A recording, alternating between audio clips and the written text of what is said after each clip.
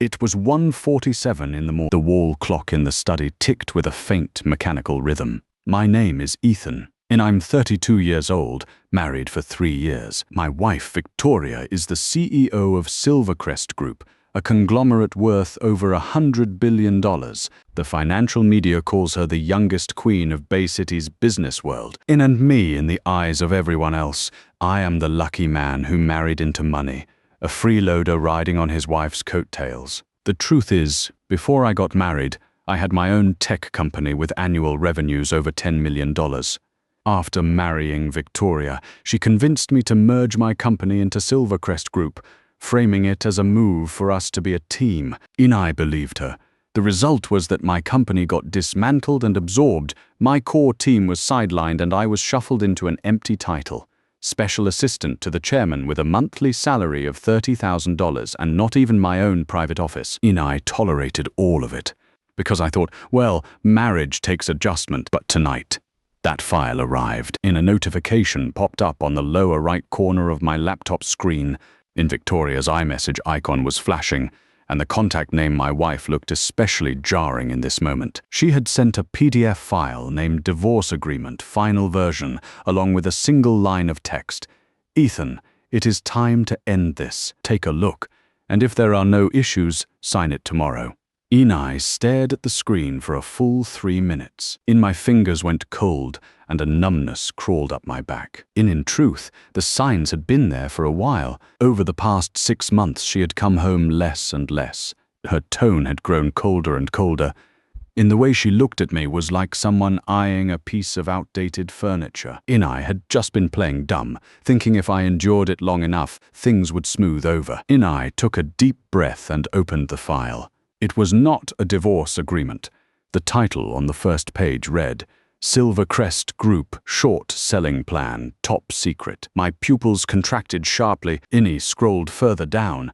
Each page was more horrifying than the last. This document laid out in excruciating detail a scheme to use linked accounts, falsified financial reports, and wash trading to hammer Silvercrest Group's stock price down within 6 months, then take it private at a rock-bottom valuation. At the top of the list of participants was one name, Victoria. Right below hers was a man named Damien, Silvercrest Group's chief financial officer, Victoria's college senior, and her inseparable work partner for the past year. On the final page, there was a handwritten notation that read, "Upon completion, Ethan will be referred to law enforcement as the primary responsible party. All assets under his name will be frozen and liquidated."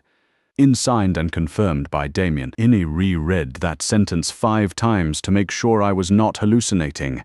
They were not only going to swallow Silvercrest Group whole, they were going to make me their scapegoat. My fingers hovered over the keyboard, trembling slightly, not from fear but from rage.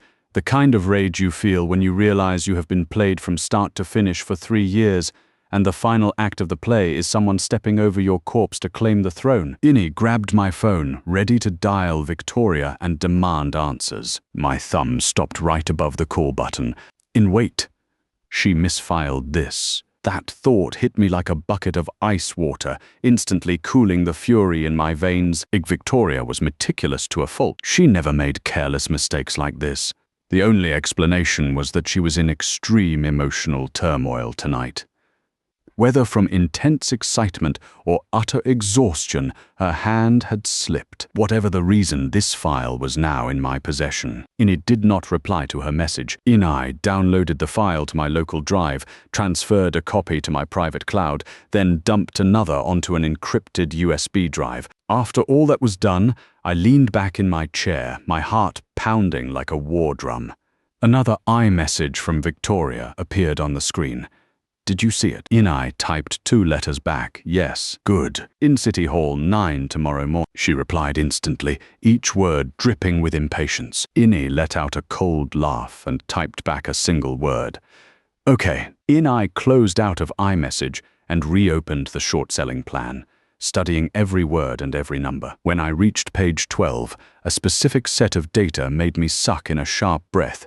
They were planning to use a block trade platform next Wednesday, just 3 days from now, to unload 15% of Silvercrest Group's shares. That would trigger a panic sell-off. firing the opening salvo of their short attack. 3 days.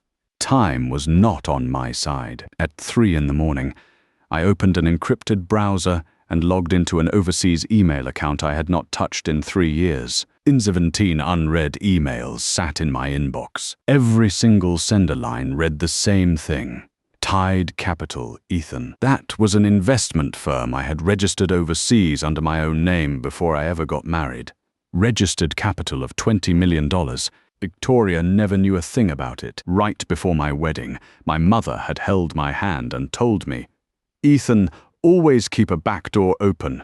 It is not that I distrust Victoria. It is that this world changes too fast. Your father made the mistake of laying all his cards on the table, and people devoured him to the bone. Inai had remembered those words. The most recent emails showed that over the past 3 years, Tide Capital had been quietly accumulating Silvercrest Group shares on the secondary market through several offshore funds. We had gathered 7.3% of the company's total outstanding shares. Combined with tonight's short-selling plan, I was now holding 2 ticking time bombs, each powerful enough to blow Victoria's entire chessboard to pieces.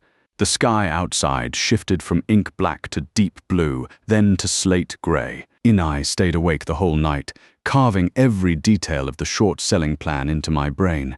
The plan itself was flawless, if I did not know I was the patsy. At 7:30 in the morning, the housekeeper knocked on my door. "Mr. Ethan, breakfast for the lady is ready." Inai changed into a clean-pressed shirt and adjusted my expression in the mirror. The face staring back at me was calm, betraying nothing. 3 years of marriage had taught me one crucial skill: how to hide every emotion in front of Victoria. Victoria came downstairs at 8 sharp. She was wearing a cream-colored Chanel suit, her hair pinned up impeccably, her makeup flawless. When she saw me sitting in the dining room, she hesitated for a split second, then her expression reset to its default state. Cold, aloof, and dismissive. "Morning," she said, sitting down across from me. In morning, Innie pushed a glass of warm milk toward her.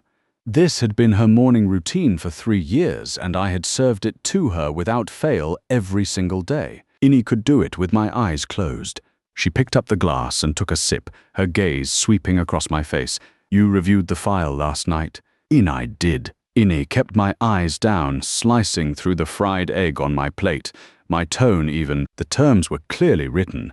"I have no objections." Victoria set her glass down. In a flicker of surprise crossed her eyes, followed immediately by undisguised contempt. She was probably thinking I had folded too completely, that I did not even have the spine to put up a fight. "Good," she said, dabbing the corner of her mouth with a napkin before standing up.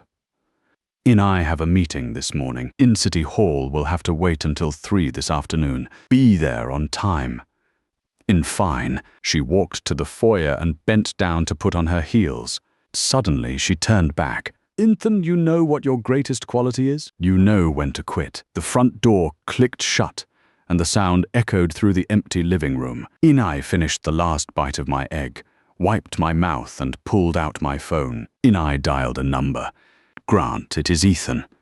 I need you to prepare some materials for me, specifically the legal standards for determining when one spouse maliciously transfers joint assets during a marriage, along with the evidence collection process for initiating criminal charges. Also, book an anonymous tip submission channel with the SEC for me."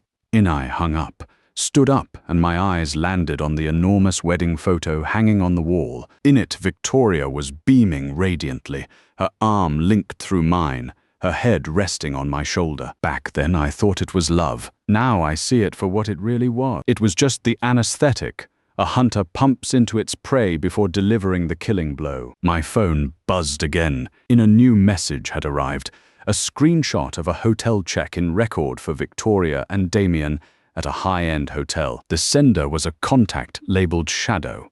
Inai had planted that line 3 months ago. And now it was time to swap out the lead actor in this play.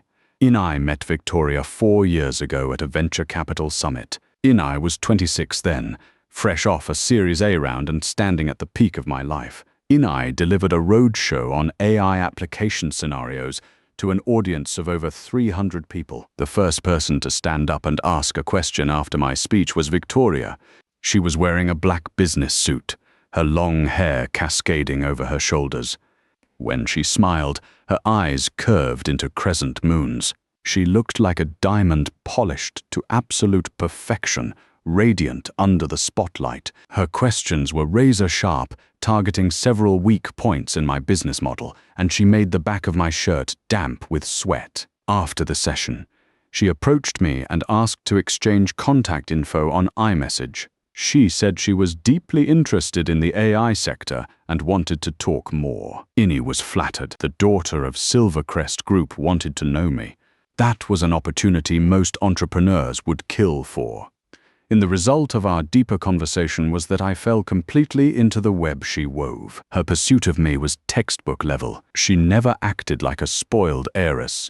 She would show up at my office late at night with takeout when I was burning the midnight oil. She would use her connections to pull strings when my fundraising hit a bottleneck. On my birthday, she booked out an entire restaurant just for the two of us, and her gentleness was a finely woven net, every thread wrapped precisely around my most vulnerable spots. I remember once I came down with a raging fever. She cancelled a $30 million negotiation just to stay with me in the hospital all night.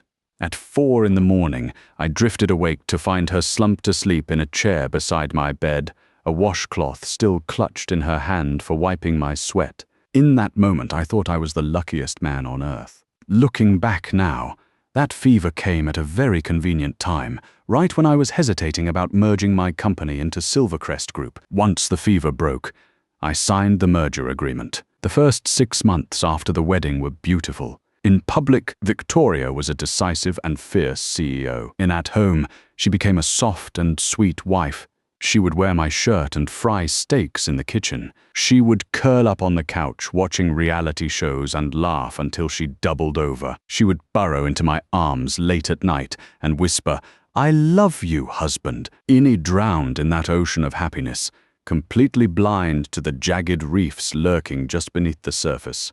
When did things start to change? It was probably around the 8th month after our wedding. Damien returned from Wall Street and joined Silvercrest Group as CFO. Victoria told me it was just a normal business restructuring, and I did not think much of it at the time. But gradually she started coming home later and later. Her business trips became more and more frequent. She put a passcode on her phone. She started taking calls out on the balcony. Ini tried to talk to her about it. Every attempt was shut down with the same line, "Ethan, can you stop being so paranoid? Ini need a social life. Ini need a career. Ini cannot spend 24 hours a day orbiting around you." The logic of that sentence was brilliant in its cruelty. It reframed her distance as my immaturity. It rebranded her secrecy as my insecurity. Over time, I actually started believing it was my fault. Was I too idle? Was my vision too small? In order to elevate myself, I started asking to get involved in the group's core business. Victoria was very supportive. She arranged the special assistant to the chairman position for me. I later realized this was the single most powerless role in the entire company. Every document that crossed my desk was already a done deal. I had observation rights at meetings, but no voting power. My office was shoved into a corner at the end of a hallway. Even my secretary was assigned to a different floor. The people at the company were quick to read the wind. To Victoria's face, they called me Mr. Dinton. Behind my back, they called me him. Is him here again today? Does him actually think he matters? Ini knew all of this, but I chose to endure it. Because once or twice a month, Victoria would suddenly revert to the woman I married. She would lean against my shoulder tenderly and say, "Husband, once I get through this busy period, let us go travel somewhere." Every time I heard those words, it was like getting a shot of adrenaline. All the accumulated bitterness suddenly felt worth it. Now I understand. That was not tenderness. That was the sugar cube a trainer feeds a circus animal. Just enough to keep you alive, not enough for you to fight back. This morning, on my way to the lawyer's office, I received a new batch of files from Shadow. These files made me see the truth hiding underneath Victoria's gentle mask with absolute clarity. The first file was an internal meeting memo from 6 months ago. In attendees included Victoria, Damien, and 2 core Silvercrest directors. The topic was Corporate Structure Optimization Plan. One item was spelled out plainly: use Ethan's personal linked accounts to execute block trades. If regulatory scrutiny triggers, Ethan will bear full legal liability alone. The second file made my blood run cold. It was a concerted action agreement signed 3 months ago. Through 7 nested holding companies, Victoria and Damien had already transferred 32% of Silvercrest Group's equity into their private holding firm. These shares legally belonged to the joint marital estate, yet my name did not appear anywhere, not once in the entire paper trail. The third file was not a business document. It was a screenshot of iMessage chat logs. The date was this past Valentine's Day. In Victoria, that loser actually bought me roses today. Inai almost laughed in his face. His taste is as cheap as he is. Damien, bear with it a little longer, babe. The short attack launches next month. 6 months tops, and he can enjoy Valentine's Day from a prison cell. In Victoria, 6 months is too long. Just looking at him eating my cooking makes me nauseous now. By the way, did you book the hotel? Damien booked it. Our usual spot. Presidential suite. Inai had them set up your favorite white roses.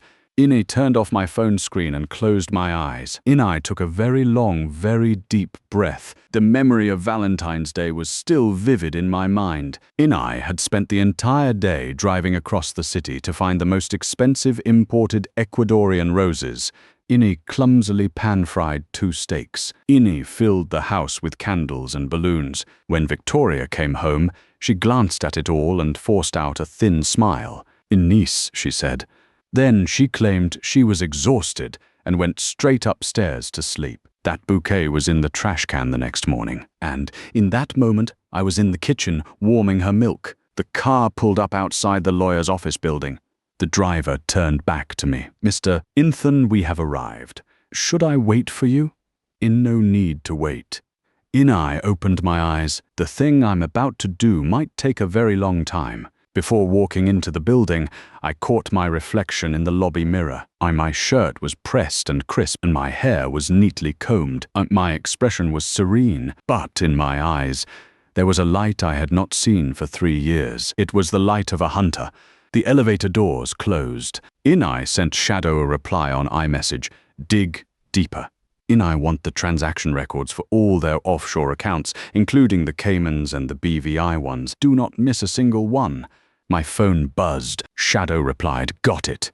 By the way, Ethan, here is something you might want to know. Damien has a private account at a casino in Macau. He has lost $12 million there over the past 3 months. All the funds came from a hidden Silvercrest subsidiary account." Inai stared at this message. The corner of my mouth slowly curved upward. "Damien, you mad dog nipping at Victoria's heels. Underneath it all, you are just a degenerate gambler. That makes this even better. In my marriage with Victoria, everyone thought I was the canary locked in a gilded cage. What they did not know is that if you lock up a canary long enough, it grows the eyes of a hawk." The elevator doors opened on the 12th floor. Grant was already waiting at the entrance of his office. "Mr. Ethan, all the materials you requested are prepared. And additionally, the anonymous SEC tip channel has been reserved for you. Tomorrow at 3 in the afternoon. In encrypted communication, no traceable footprint. And appreciate it." Inai clapped Grant on the shoulder. "From here on out, we follow the plan." Inai walked into the office and pulled open the curtains. Sunlight flooded in from the floor-to-ceiling windows. From this angle, I could see the Silvercrest Group headquarters building perfectly, a 36-story glass tower gleaming in the morning light. By this time tomorrow, the people inside that building would be drowning in chaos. Inai pulled out my phone and glanced at Victoria's message from that morning. The notification about meeting at City Hall at 3 in the afternoon was still pinned to our chat. Her profile picture was a selfie, refined makeup. In a very sweet smile, cloyingly sweet, poisonously sweet. Inai tapped on her profile and changed her contact name from my wife to her full legal name, Victoria. Then I sent this Ms. in Victoria a message City Hall at 3. See you there. 3 seconds later, she replied with a single word. I flipped my phone over and placed it face down on the desk. That small gesture felt like hammering a lid shut on a coffin. And at 3 in the afternoon, I was standing outside City Hall. Victoria arrived on time, driving her white Bentley. Damien was sitting in the back seat. Yes, she had brought her lover with her to our divorce proceedings. Damien did not get out of the car. He looked at me through the tinted window, his eyes full of undisguised contempt and impatience.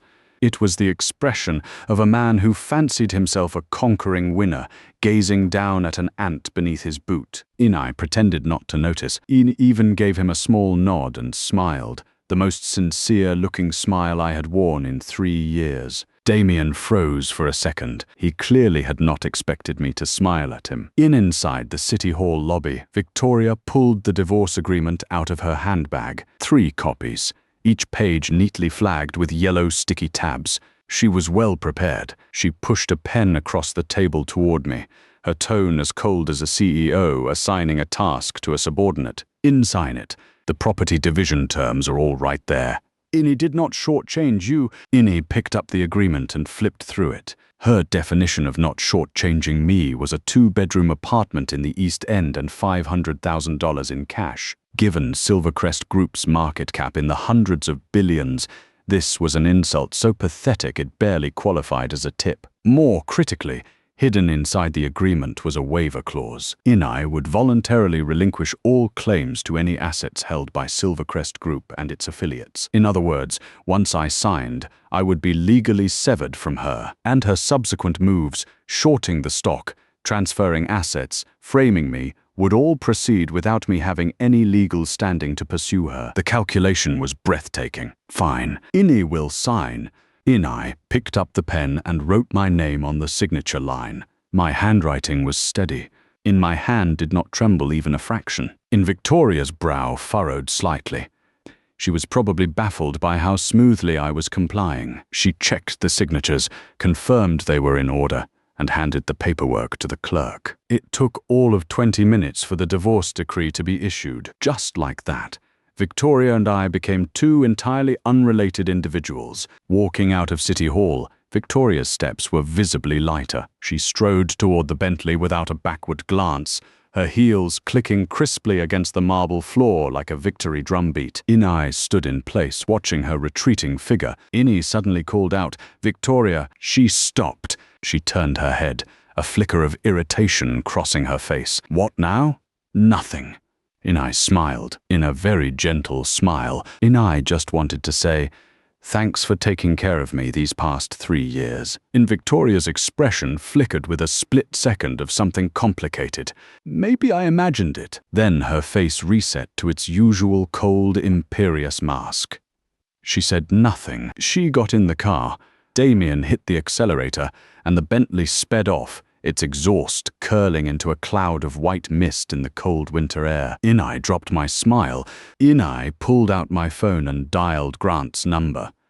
"The divorce is done. Initiating phase 2. Back in my car, I pulled out the laptop I used exclusively for encrypted communications. The screen flickered to life. On the desktop sat 3 identical PDF files, the very same short-selling plan Victoria had mistakenly sent me the night before. I had spent the entire afternoon making 3 copies. But these were not simple copy-paste duplicates. The first copy was the original, preserved untouched on my encrypted USB drive. Every page still carried Victoria and Damien's digital signature watermarks with timestamps clearly verifiable. This copy would serve as my insurance policy. If they ever caught on and tried to retaliate through legal channels, the original would be irrefutable proof that cleared me of all suspicion. The second copy had been carefully edited. Redacted a few sensitive details and obscured some of the more critical fund routing channels.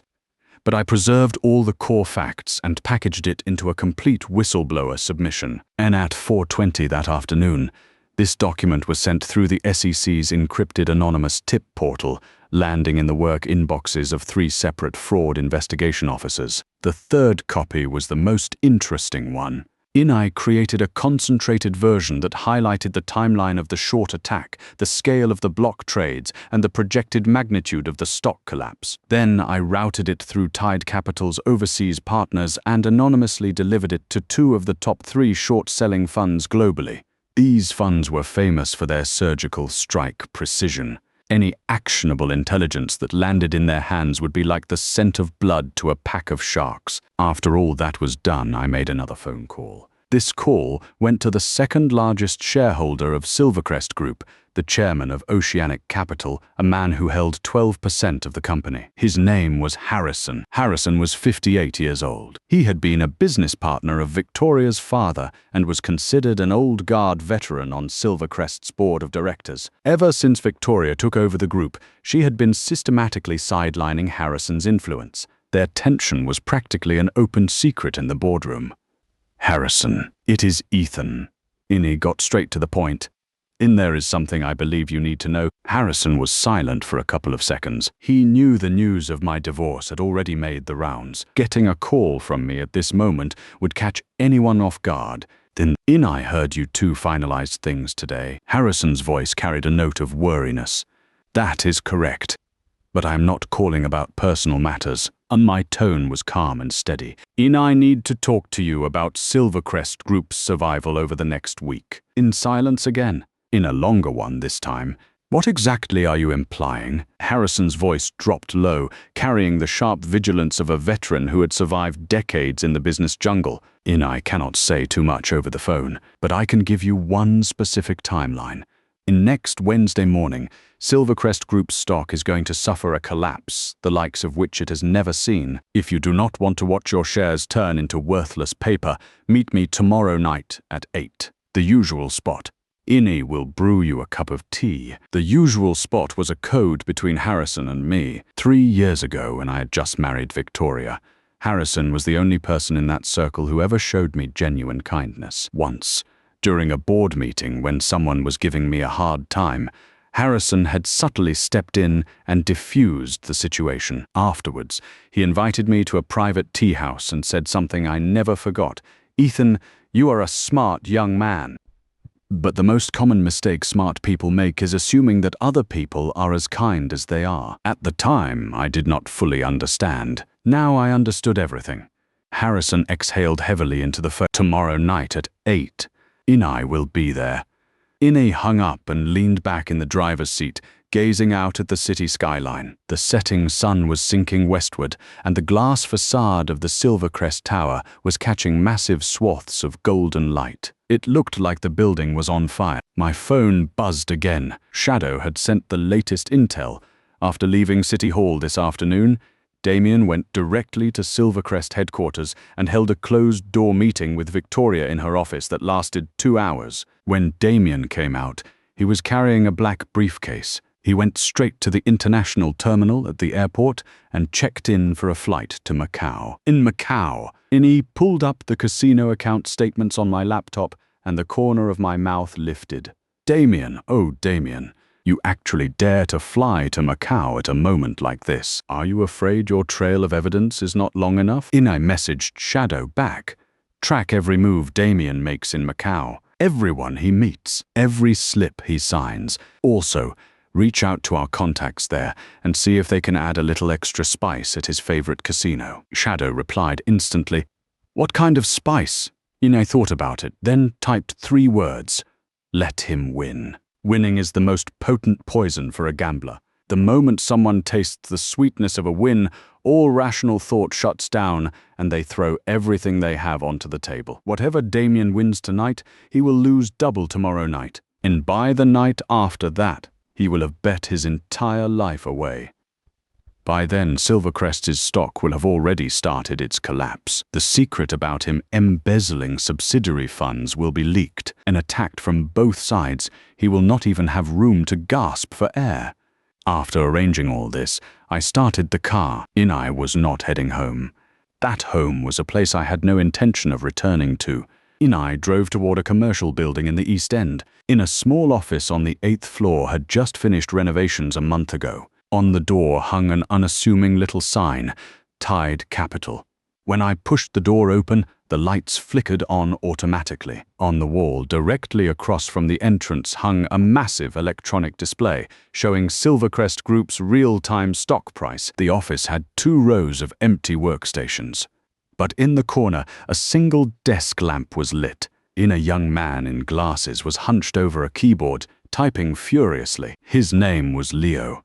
He was my college roommate and Tide Capital's only full-time employee. After graduating, he had spent 5 years on Wall Street doing quantitative trading. It had taken me an entire year of persuasion to convince him to come back. Ethan.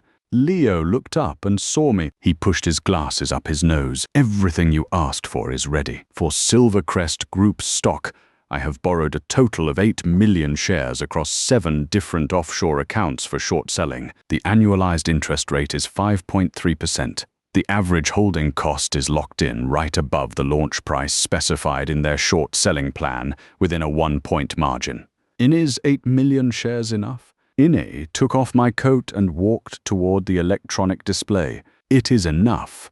According to their plan, next Wednesday they will dump 15% through block trades, roughly 30 million shares. Our 8 million shares absorbing the sell-off at the limit down price can eat up a quarter of their downward pressure. Leo pulled up a data chart. Also, you said you wanted to make some noise.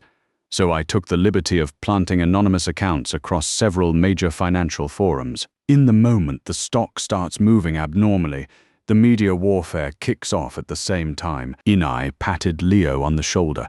Beautiful work. Leo turned around and studied me seriously. Honestly, Ethan, are you sure you want to blow this up this big? Silvercrest is $100 billion group. What if things go sideways? There is no what if. Ine cut him off. My voice was calm, as if I were commenting on the weather. They prepared a dead end for me. And so I am returning the favor and giving them a death trap. In fair trade, no refunds. The stock price chart on the electronic display was still ticking. Silvercrest Group's closing price today was $27.60 per share. According to the short-selling plan's projections, after next week's coordinated operations, the stock would be beaten down below $10 within a month. At that point, Victoria and Damien would use their hidden accounts to scoop up shares at the bottom, complete the privatization, and I would be thrown to the wolves. Unfortunately for them, they miscalculated one thing. They thought I was nothing. They thought I truly knew nothing for 3 years. They thought I was the canary in the cage, sitting still and waiting for slaughter. But they forgot one thing. Cage a bird long enough, and it learns how to fly.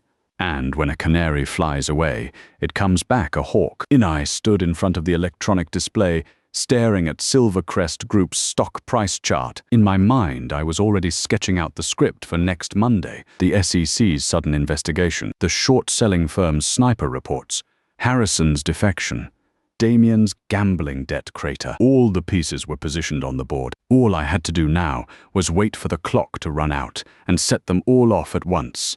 My phone buzzed again. Ine looked down. It was an iMessage from Victoria. Do not forget to file the divorce decree with the registry. Ine stared at that line for a few seconds. Ine almost laughed. This woman still believed I was a docile little lamb, so well trained that even after divorce I would obediently help her with paperwork. Ine typed 2 words back. No worries. Ine sent the message. Then I switched off my phone screen and tossed it into a drawer. Ine looked up at Leo. Leo, increase our short position by another 3 million shares.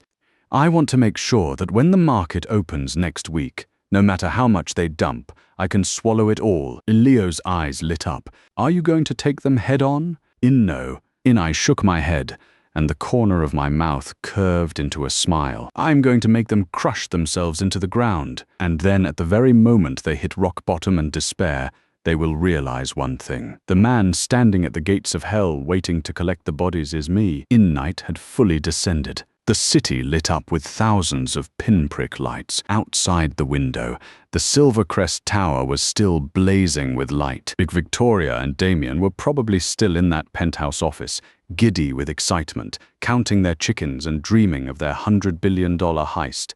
Go ahead and dream. There are 4 days left. The show is about to begin. It was 3 in the morning on Saturday. The entire city was buried under a thick blanket of night. The lights were still burning bright inside Tide Capital's office. Leo had fallen asleep at his workstation, surrounded by 3 empty Red Bull cans. Ini did not wake him. Ini sat alone in front of the electronic display. On the screen was a draft of an anonymous email ready to be sent. The recipient was the public tip submission inbox for the SEC's Financial Fraud Investigation Division. The body of the email was only about 800 words, but every single allegation was backed by a corresponding piece of evidence attached below: screenshots of Victoria and Damien's linked accounts, records of falsified financial adjustments, the block trade wash trading timeline, and the concentrated core pages of the short-selling plan. Ini triple-checked everything. Ini made sure all traces of the email's origin had been scrubbed clean, routed through 7 layers of overseas proxy servers. The final IP address would point to a virtual node that did not even exist in reality. At 3:15 in the morning, I hit send. The moment the progress bar completed, I leaned back in my chair and let out a very long breath. This was not the first gift I had sent out. Yesterday afternoon, the short-selling firms had already received their carefully packaged intelligence via Tide Capital's overseas channels, but this SEC submission carried a different kind of weight. The short sellers were sharks in the open ocean. Once they smelled blood, they would tear their prey apart. The SEC were the enforcers. Their involvement would nail this entire business war to the unyielding framework of the law. 2 parallel tracks.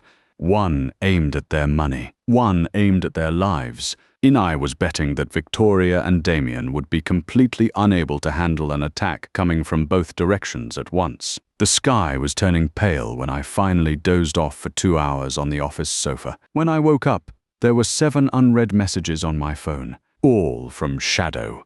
First message: the SEC held an emergency meeting at 8 this morning. The agenda is classified, but the attendance roster includes every single core member of the Financial Fraud Investigation Division. Second message: the short-selling firms are moving. At 5 this morning, both firms simultaneously released draft versions of their short reports targeting Silvercrest Group. The headlines are brutal. One is titled "The Financial Black Hole of $100 Billion Empire." The other is "Silvercrest, a capital fraud in progress." Messages 3 through 7 detailed the complete schedule for Victoria and Damien that morning. At 7 in the morning, Victoria left her private apartment and went straight to Silvercrest headquarters. Damien's car arrived at 7:20, and at 7:30, they locked themselves in the penthouse office for a closed-door meeting. During the session, they called in the legal director and the public relations director. The door to that conference room had not opened since. Ini put down my phone, washed my face, and changed into a clean shirt. Today was Monday. The stock market opened at 9:30. From this moment, there was less than an hour and a half left. Leo woke up as well. He rubbed his eyes, and the first words out of his mouth were, "Ethan, the short position is fully built. 11 million shares total, spread across 7 accounts. The margin adequacy ratio is at 230%. In no matter what they dump today, we can catch it all." Good. Ini sat down at the command station and powered up 3 monitors in parallel. The left screen displayed Silvercrest Group's real-time order book. The center screen showed the broader market index. The right screen was a dedicated data dashboard for tracking public sentiment and media. At 8 o'clock exactly, the first red alert popped up on the sentiment dashboard. Someone on an anonymous forum of a major financial news site had posted a partial screenshot of Silvercrest Group's short-selling plan. The title was just 4 words: Silvercrest Thunderclap. Within 10 minutes of the post going live, it had surpassed 100,000 views. By 8:15, 3 major financial influencers had simultaneously reposted the thread. One of them added a comment: "Received a mysterious package over the weekend." The contents are absolutely horrifying. Certain senior executives at Silvercrest Group are engineering a malicious short attack against their own company. Cannot reveal specifics at this time. Strongly advise all retail investors still holding Silvercrest shares to place sell orders the moment the market opens. At 8:30, Silvercrest Group's official Twitter account posted a brief denial statement, claiming the information circulating online was purely malicious fabrication, that company operations were completely normal, and that the matter had been reported to law enforcement. But the comments section under that statement went up in flames immediately. Netizens dug up Silvercrest Group's financial reports from the past 6 months and pointed out massive discrepancies between accounts receivable and operating cash flow. The voices of doubt snowballed by the second. At 9 o'clock, my phone rang. Caller ID, Victoria. Inai watched her name flash on the screen. Inai let it ring for a full 10 seconds before I picked up. Inai did not speak first. Then Victoria's voice came through the receiver. It was ice cold, with a simmering agitation she could not fully suppress. Are you the one behind what is happening online? What thing? And my voice was as calm as a still pond. Do not play dumb with me. Her tone suddenly spiked. Only a handful of people had access to that plan, and it leaks the very same night I sent it to you. Do you honestly expect me to believe that is a coincidence? IMS in Victoria. Inai deliberately used that formal address, enunciating each word very clearly. What you sent me last night was a divorce agreement. Inai signed it. The paperwork is done. Inaz, for whatever plan you are referring to, I have no idea what you are talking about. In silence on the other end. Inai could imagine Victoria's expression right now. Her refined face was probably clouded with dark fury, her brain spinning frantically, trying to catch any crack in my voice. But she would find nothing. Every word I had spoken was watertight. What she had sent me was indeed a divorce agreement, at least as far as her own iMessage chat log would ever show. As for that short-selling plan, it did not legally exist in any communication record that could be traced back to me. It had better not be you, she finally spoke, her voice low and threatening. Because if it is, Ethan, I will make you regret the day you ever met me. We are already divorced, Inai said it flatly. I hope your work goes smoothly today. Inai hung up. At 9:15, the pre-market call auction began. Silvercrest Group's order book was convulsing violently. Sell orders flooded in like a tidal wave. There were virtually no buy orders at all. By 9:20, the virtual auction price had already dropped 7.3% below last Friday's closing price. At 9:25, the call auction concluded. The opening price was locked in at $21.50, a drop of 9.8%, one hair's breadth away from the limit down threshold. At 9:30, the market officially opened. In the very first second of trading, a monstrous sell order of 4 million shares smashed straight down into the order book. The top 3 bid levels were vaporized instantly. The stock price plummeted like a rock thrown into a lake. A red alert flashed across my screen. Silvercrest Group has hit the limit down circuit breaker. Current price, $19.84. In 30 seconds, over $4 billion in market value had been obliterated. The office was so quiet I could hear the hum of the server fans. Leo stared at his screen, his mouth slightly agape, his fingers frozen over the keyboard. We had predicted the opening would be brutal, but we had not predicted it would be this fast or this vicious. Ethan, do we move now? Leo's voice was tight. Wait, Inai kept my eyes fixed on the order book data. The volume of sell orders stacked at the limit down price had already accumulated to 26 million shares, and it was still growing by several 100,000 shares every second. Some of these sell orders were panic-driven retail investors, but the largest ones, individual orders exceeding 1 million shares each, were all coming from 3 specific brokerage seat codes. Those 3 seat codes matched the linked accounts specified in the short-selling plan exactly. Damien had started his assault. Wait another 30 seconds. Let him burn through a little more ammunition first. On the order book, the limit down sell volume was approaching 30 million shares. Then, in that precise moment, something changed. A mysterious buy order suddenly tore into the order book, swallowing 5 million shares at the limit down price in a single gulp. Right after it came a second order, then a third, a fourth. 7 consecutive block trades, totaling 11 million shares, ripped a massive hole through the limit down sell wall. It was me.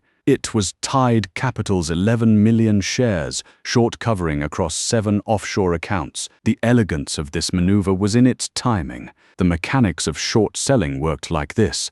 You borrow shares and sell them, planning to buy them back later at a lower price to pocket the difference. Victoria and Damien had gone berserk today, driving the stock straight to its limit down floor. They thought they had succeeded. They were just getting ready to start slowly accumulating shares at the bottom. But what they did not know was that 11 million shares had already been snatched off the limit down board right in front of their faces. This meant that when they later tried to buy back shares at the bottom to complete their short-selling profit cycle, they would discover that the available shares in circulation had already been locked up by an invisible opponent. This was the classic short squeeze. The short sellers smash the price down, only to discover they cannot find shares to buy back and return. They are forced to watch as the stock is pulled back up against them, and their losses skyrocket with no theoretical ceiling. At 10 minutes past 10, the first official short report from the short-selling firms hit the Bloomberg terminals worldwide. The headline was even more savage than the draft version. Silvercrest Group, $100 billion fraud and criminal charges. The report cited the core contents of the short-selling plan and included professional forensic financial analysis. The conclusion was that Silvercrest Group's actual net assets might be less than 1/3 of what its financial statements claimed. At 10:15, an even more fatal blow landed. 5 red words appeared on the sentiment dashboard. SEC officially steps in. The SEC's official Twitter account posted a brief statement regarding the market anomalies observed today with Silvercrest Group. The Commission has legally initiated an investigation. The entities involved are suspected of violating securities information disclosure laws and manipulating the securities market. The Commission will investigate strictly and swiftly. 54 words. Each one was a nail driven into Silvercrest Group's coffin. Leo jumped out of his chair and slammed his fist on the desk. Beautiful. Innie leaned back in my chair, my fingers drumming a steady rhythm on the desk surface. My phone screen lit up. Shadow had sent a new message. The SEC investigators are already en route to Silvercrest headquarters. 3 vehicles. One of them is from the Economic Crimes Division. Immediately after, another message popped up, and this one made the corner of my mouth rise. Damien smashed a cup in the office. Victoria made the legal director cry. They are in complete disarray. Legal is recommending an immediate trading halt, but the board secretary's office is saying it is already too late. Inai stood up and walked to the window. From this angle, the Silvercrest Tower still stood proudly in the sunlight, its glass curtain wall reflecting a harsh, blinding white light. On the 36th floor of that building was Victoria's office. She was probably standing at her own floor-to-ceiling window right now, watching the stock price of her $100 billion empire trace a perfectly vertical red line down her screen. Last week, she tried to nail me to the end of that red line with a misfiled document. Today, the red line has come for her, and I'm standing right here watching it arrive. In behind me, Leo asked, "Ethan, what is the next move?" Innie did not turn around. Wait for them to go insane. My phone screen lit up again. This time, it was Harrison calling. Harrison's call consisted of exactly one sentence. "Ethan, everything you told me that day has come true."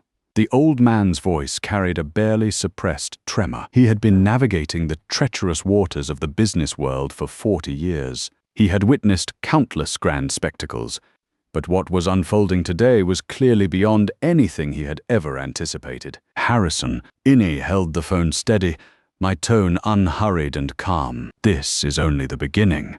By Wednesday, Silvercrest's stock will drop another full level. That 12% stake you hold, are you planning to sink with Victoria's ship? Or are you ready to switch captains?" In there was a silence on the other end of the line that lasted several heartbeats. Then Harrison spoke.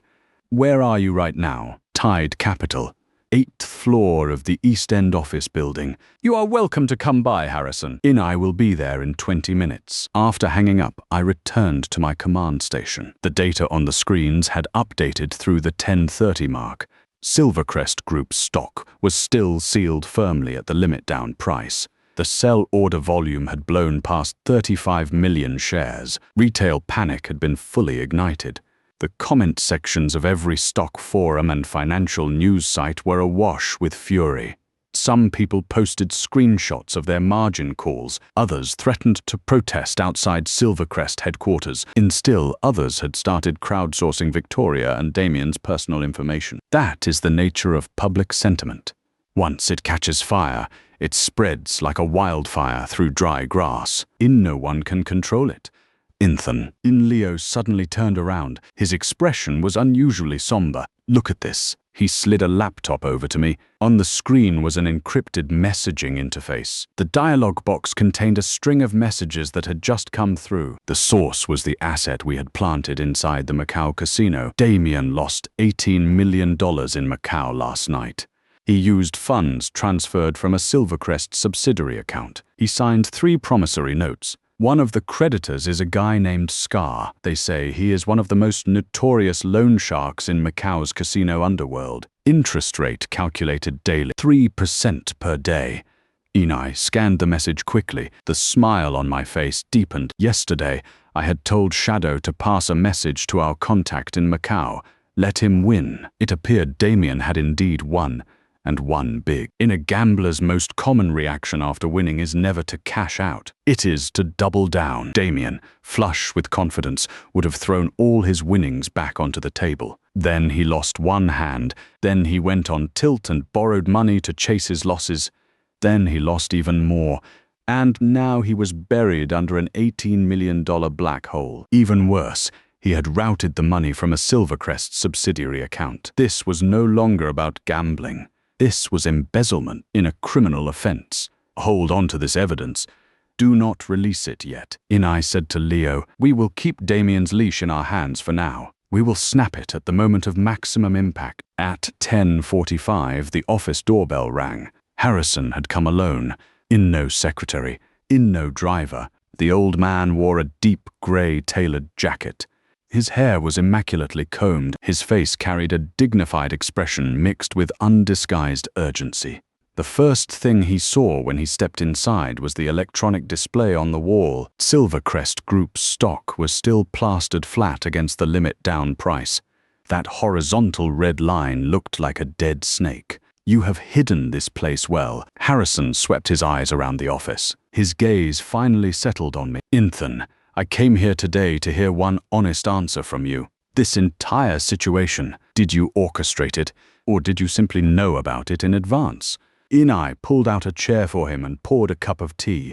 Harrison, 3 years ago, in a place just like this, you told me something. The most common mistake smart people make is assuming other people are as kind as they are. Harrison accepted the teacup, but did not drink. He just stared at the tea leaves swirling in the amber liquid. I can be honest with you now. I sat across from him, my hands folded on my knee. Victoria sent me that short-selling plan with her own hands. Her plan was for me to be the scapegoat after the scheme was completed. She and Damien were going to send me to prison in their place. Harrison's hand paused. The tea inside the cup rippled faintly. Do you have proof? The original is in my possession. Every page has her digital signature and Damien's. The timestamps are clearly verifiable. He created a redacted version for the SEC and an intelligence package for 2 short-selling firms. Everything that is happening in the market today is the fruit of seeds they planted themselves. My voice was calm, like I was delivering a quarterly business report. Harrison, I did not invite you here to ask you to pick a side for my sake. I invited you here to give you an opportunity. Before Silvercrest Group sinks, get on a new ship. Harrison was silent for a full 30 seconds. During those 30 seconds, the sell order volume on the electronic display piled on another 2 million shares. The wail of police sirens drifted up from the streets below. I did not know which direction they were heading. What do you need me to do? The old man finally spoke. At next week's board meeting, as the second largest shareholder, you will move to dismiss Victoria from her position as CEO and simultaneously nominate me as the interim head. You. Harrison's eyes narrowed slightly. How many chips are you holding? I gestured to Leo. Leo placed a document in front of Harrison. It was a detailed breakdown of all the Silvercrest Group shares Tide Capital had accumulated over the past 3 years through offshore funds. The number on the final page was enlarged and bolded. 7.3%, combined with the 11 million shares we had short covered on the limit down board today. That number was now rapidly approaching 9%. Harrison finished reading the document. He lifted his head and studied me again with fresh eyes. His expression had shifted. It was no longer the appraising gaze of an elder looking at a junior. It was the evaluative stare of one chess player, sizing up another. 9%. He spoke slowly. Add my 12%, that makes 21%. That exceeds Victoria's 19.5%. Ethan, when did you start laying out this chessboard? From the day I realized she had poisoned me. Innie did not elaborate, and Harrison did not press further. The old man simply lifted his teacup, drank at last, and then stood up. He extended his right hand toward me. At next Wednesday's board meeting, I will stand on your side. But I have one condition. Silvercrest Group must not be destroyed. This is the foundation your father and I built together. Inai can accept a new helmsman. Inai cannot accept it being reduced to rubble. Harrison. Inai clasped his hand and held it tight. That is my bottom line as well. After Harrison left, the office fell quiet again. Leo let out a massive exhale and collapsed into his chair. Than, the presence you projected in there was terrifying. Inai barely dared to breathe. I smiled and was about to respond when my phone rang. Caller ID Victoria. This time, her name glowed on the screen for a very long time before I picked up. Ethan. Victoria's voice was completely different from this morning. This morning had been a cold threat, and now it was scalding fury, shaking with a tremor she could not control. Was it you? Was it you? What are you talking about? My voice remained perfectly even. Stop playing dumb with me. How did the SEC find out about those linked accounts? How did the short-selling firms get such detailed financial analysis? That information was in the plan that only you saw. Innie leaned back in my chair and looked out the window. In the direction of Silvercrest headquarters, I could faintly make out several vehicles with flashing police lights parked at the base of the tower. IMS in Victoria. Innie spoke very slowly. What you sent me was a divorce agreement. There was nothing in it related to short selling. You are the CEO of Silvercrest Group. You should know that accusations require evidence. If you have proof that I am connected to any of this, you are welcome to take it to court. Ethan, you son of a bitch. That was the first time Victoria had ever cursed at me. In 3 years of marriage, she had always maintained a lofty, elegant image in front of me. Even during arguments, she was cold and condescending, never losing her composure. This curse word today ripped away every shred of her dignity. Inai said nothing. Inai simply hung up. 3 seconds later, the phone rang again. Inai hung up again. It rang again. Inai hung up again. When it rang for the 4th time, I picked up and said only 2 words. That is enough. Through the receiver came the sound of Victoria's ragged breathing. It was heavy, like she was desperately trying to suppress something on the verge of shattering. Then she suddenly laughed. It was a sharp, broken sound, like shards of glass scraping together. You think you have won. Ethan, you think one document can bring me down? Fine, let the SEC investigate. Innie will cooperate. Worst case, trading halts for a few months. Silvercrest's fundamentals are solid. We can survive scrutiny. Once the storm passes, I am still Victoria. Silvercrest is still mine. And you, her voice turned venomous. What you have done to me today, I will pay back tenfold. Then good luck with that. Inai said. Inai hung up. This time she did not call back. Leo gave me a thumbs up from across the room. Ethan, you are the calmest madman I have ever met. Innie did not respond. On the electronic display, Silvercrest Group's stock was still nailed to the limit-down price. The sell order volume had broken past 40 million shares. That meant over $4 billion of capital was locked in a death grip on that red line. And within that 40 million, 11 million shares had been bought by me. At least 8 million of the remaining 29 million had come from the linked accounts controlled by Damien. In other words, I had absorbed the majority of Damien's ammunition today. He thought he was fueling a panic. He was actually delivering goods straight into my warehouse. At 2:30 in the afternoon, with half an hour left until the market close, I had Leo compile a battle report. The data was stark. Silvercrest Group's single-day market value loss, approximately $4.3 billion. Preliminary short covering profit, roughly 60 million. But that 60 million was just the appetizer. The true feast would come next week, when the boardroom cannons all swiveled toward Victoria, when she realized she had not only lost the stock price but had lost control of the entire company. That would be the real finale. 15 minutes before the market close, Shadow sent one last message. Damien flew back from Macau. His plane just landed. He received a phone call at the airport and smashed his phone right there. It was one of Scar's men demanding repayment. He is currently racing toward Silvercrest headquarters. His expression is terrifying. Inai read the message and handed the phone to Leo for him to read. Leo finished it and shook his head. This guy is finished. Not quite yet. In a cornered dog will jump over a wall. In a cornered man will bite. Damien has a gambler's personality. The closer he gets to the end of his rope, the more insane his moves become. Then, what do? Change the office door lock to a reinforced one. Also prepare a voice recorder pen for me. Inai will carry it at all times. Leo blinked. You think they will resort to physical violence? Inai, do not assume anything. Inai, just habitually prepare for the worst. At 3 in the afternoon, the market closed. Silvercrest Group finished the day locked at the limit down price. Single day decline 10%. Total daily trading volume, a pitiful $12 million. Aside from the shares my capital had swallowed off the limit down board, virtually no other trades had occurred. The contraction in trading volume was actually more terrifying than the stock price drop itself. It meant the market's confidence in Silvercrest Group had been reduced to absolute zero. Inai shut down my computers and walked to the window. The setting sun was sinking inch by inch into the city skyline. The lights on the top floor of the Silvercrest Tower were still blazing. Victoria and Damien were probably still in that office, scrambling frantically to come up with a countermeasure.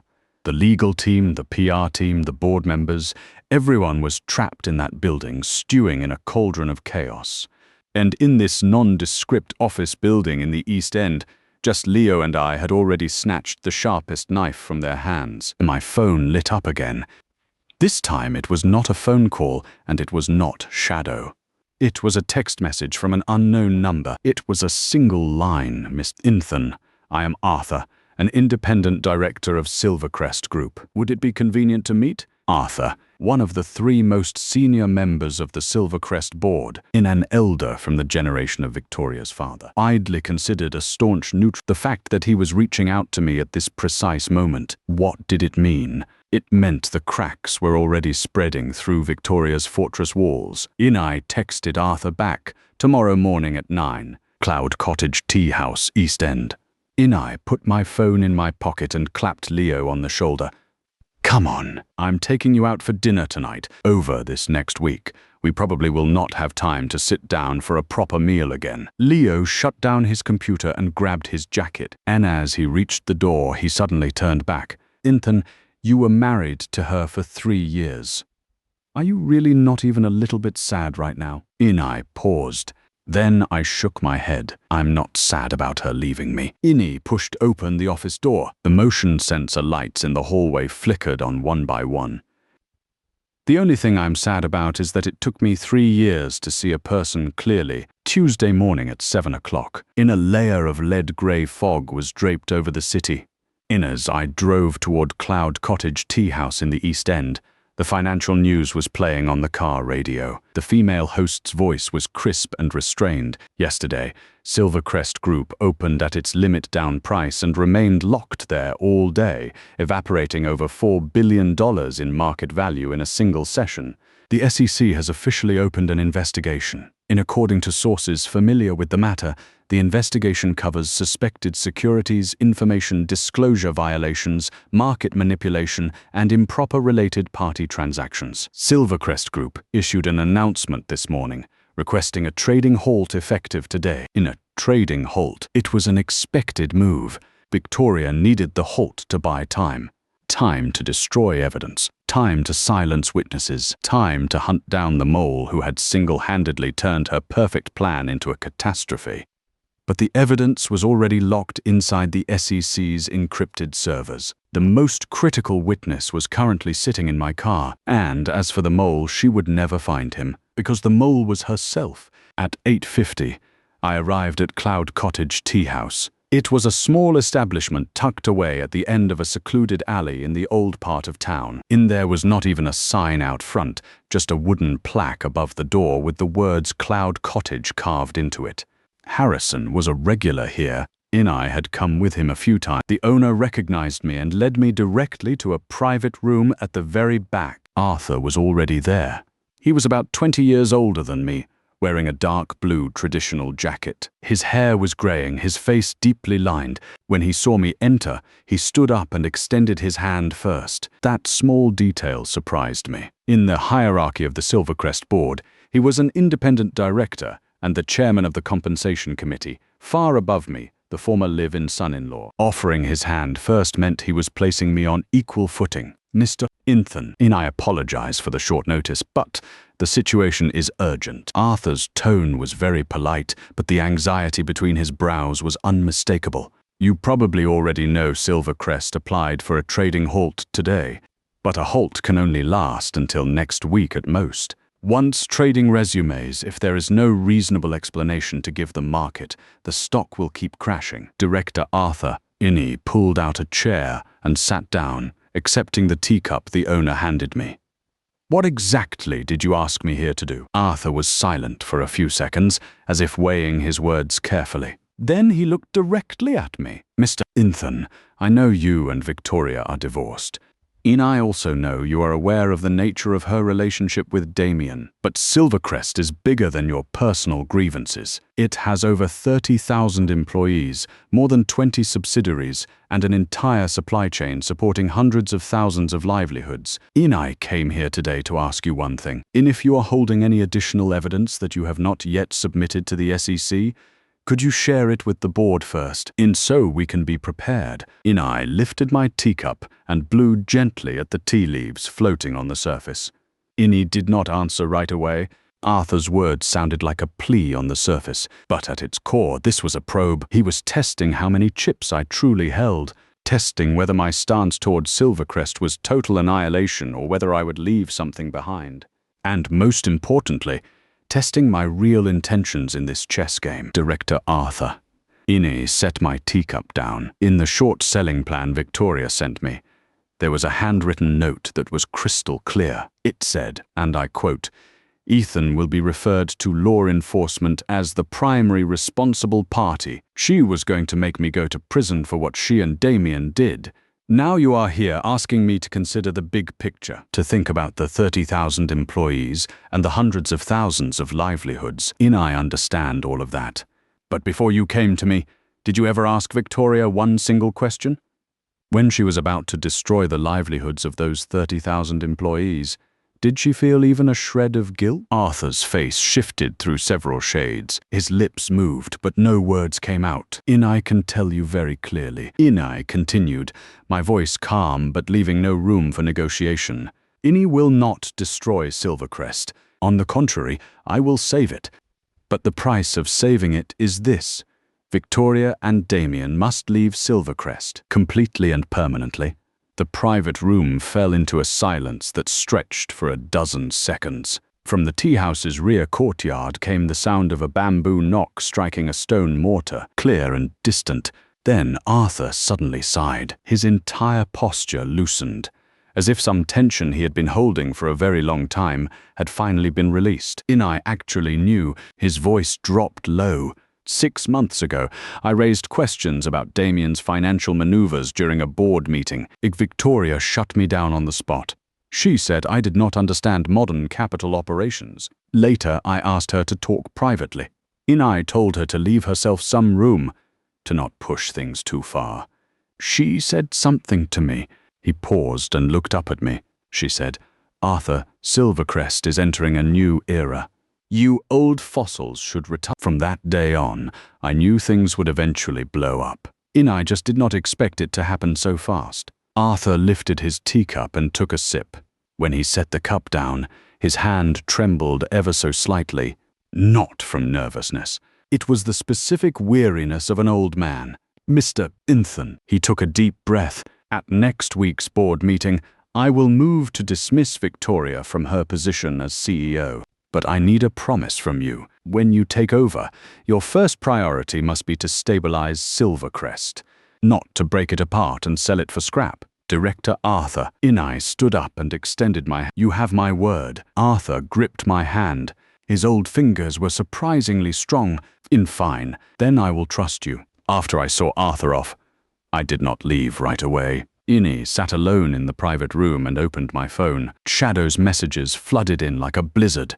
First message.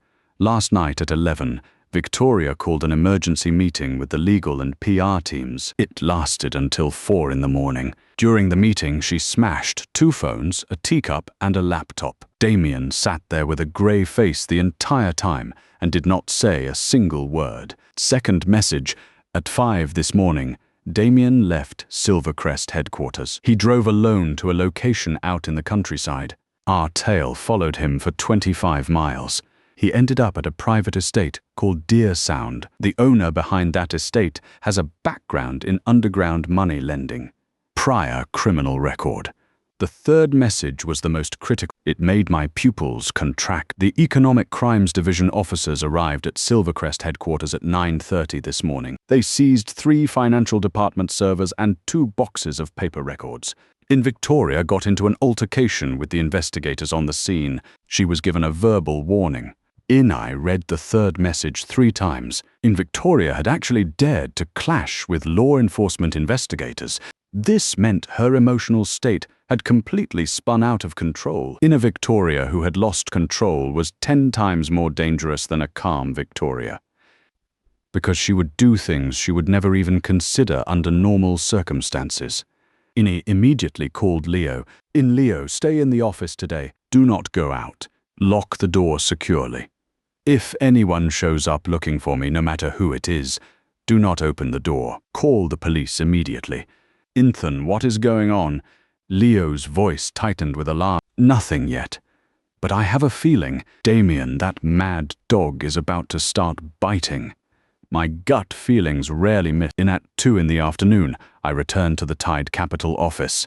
The moment I walked in, Leo pointed at one of the monitors. "Ethan, look at this."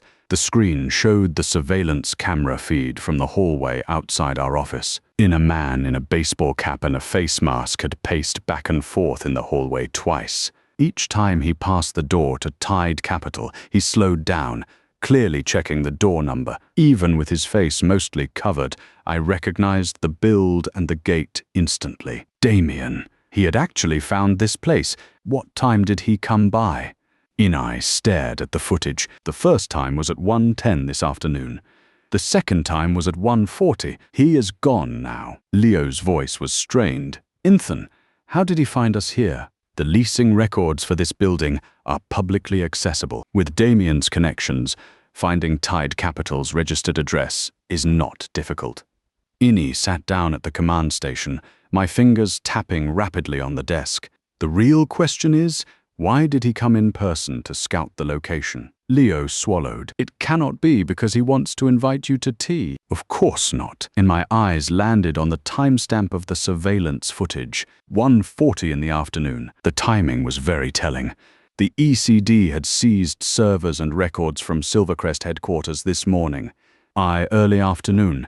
Damien was already prowling outside my office door. This was not a coincidence. They must have learned through some channel that the leak of the short-selling plan was connected to an internal person. They might not have confirmed it was me yet. After all, there were other people who had access to the plan. But on their suspect list, My name was definitely right at the top. In Leo, back up all of today's surveillance footage.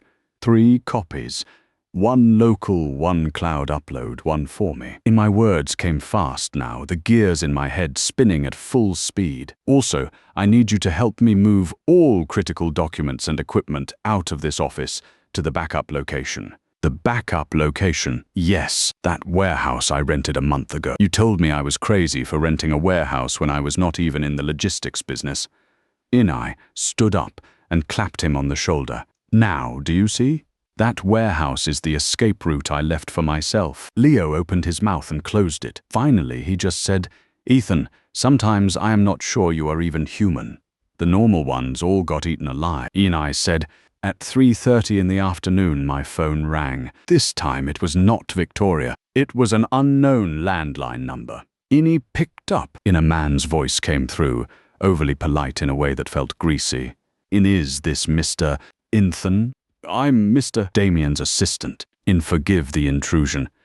Mr. Damien would like to invite you for coffee this evening, in a chance to catch up. Would that be convenient for you? Catch up? What old times did he and I have to catch up on? Convenient, Inai said.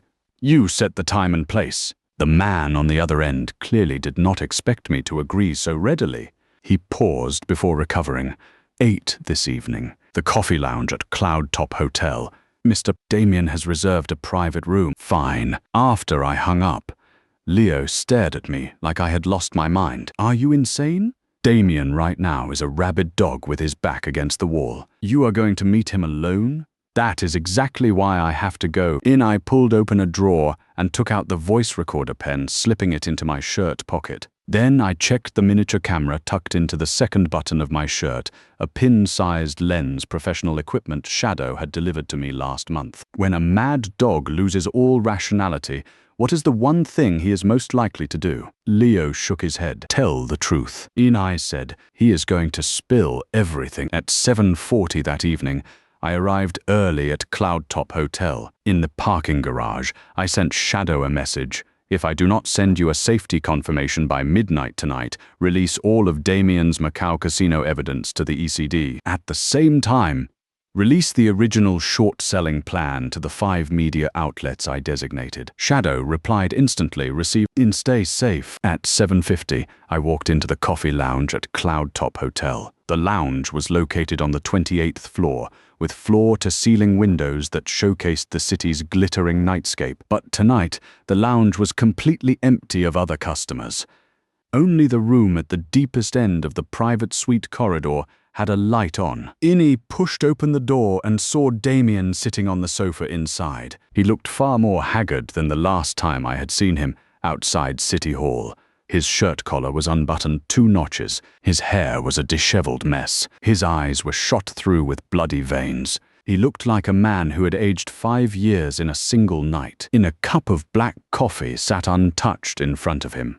The ashtray beside it was already crammed with 4 or 5 crushed cigarette butts. When he saw me walk in, Damien did not stand up. He just lifted his eyes and looked at me. That gaze was a cocktail of exhaustion, fury, and a certain manic desperation unique to a man who has been cornered. You came. His voice was hoarse, like sandpaper scraping metal. Ini pulled out the chair across from him and sat down. Ini calmly adjusted the cuffs of my shirt, making sure the camera aimed squarely at him. So what does Mr. Damien want to discuss? Damien stared at me for a full 10 seconds.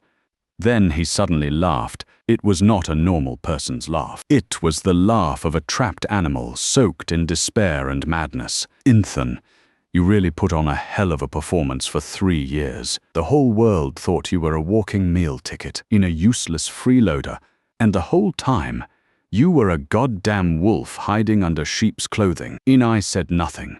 Ini just maintained a placid smile. Damien's grin cut off abruptly.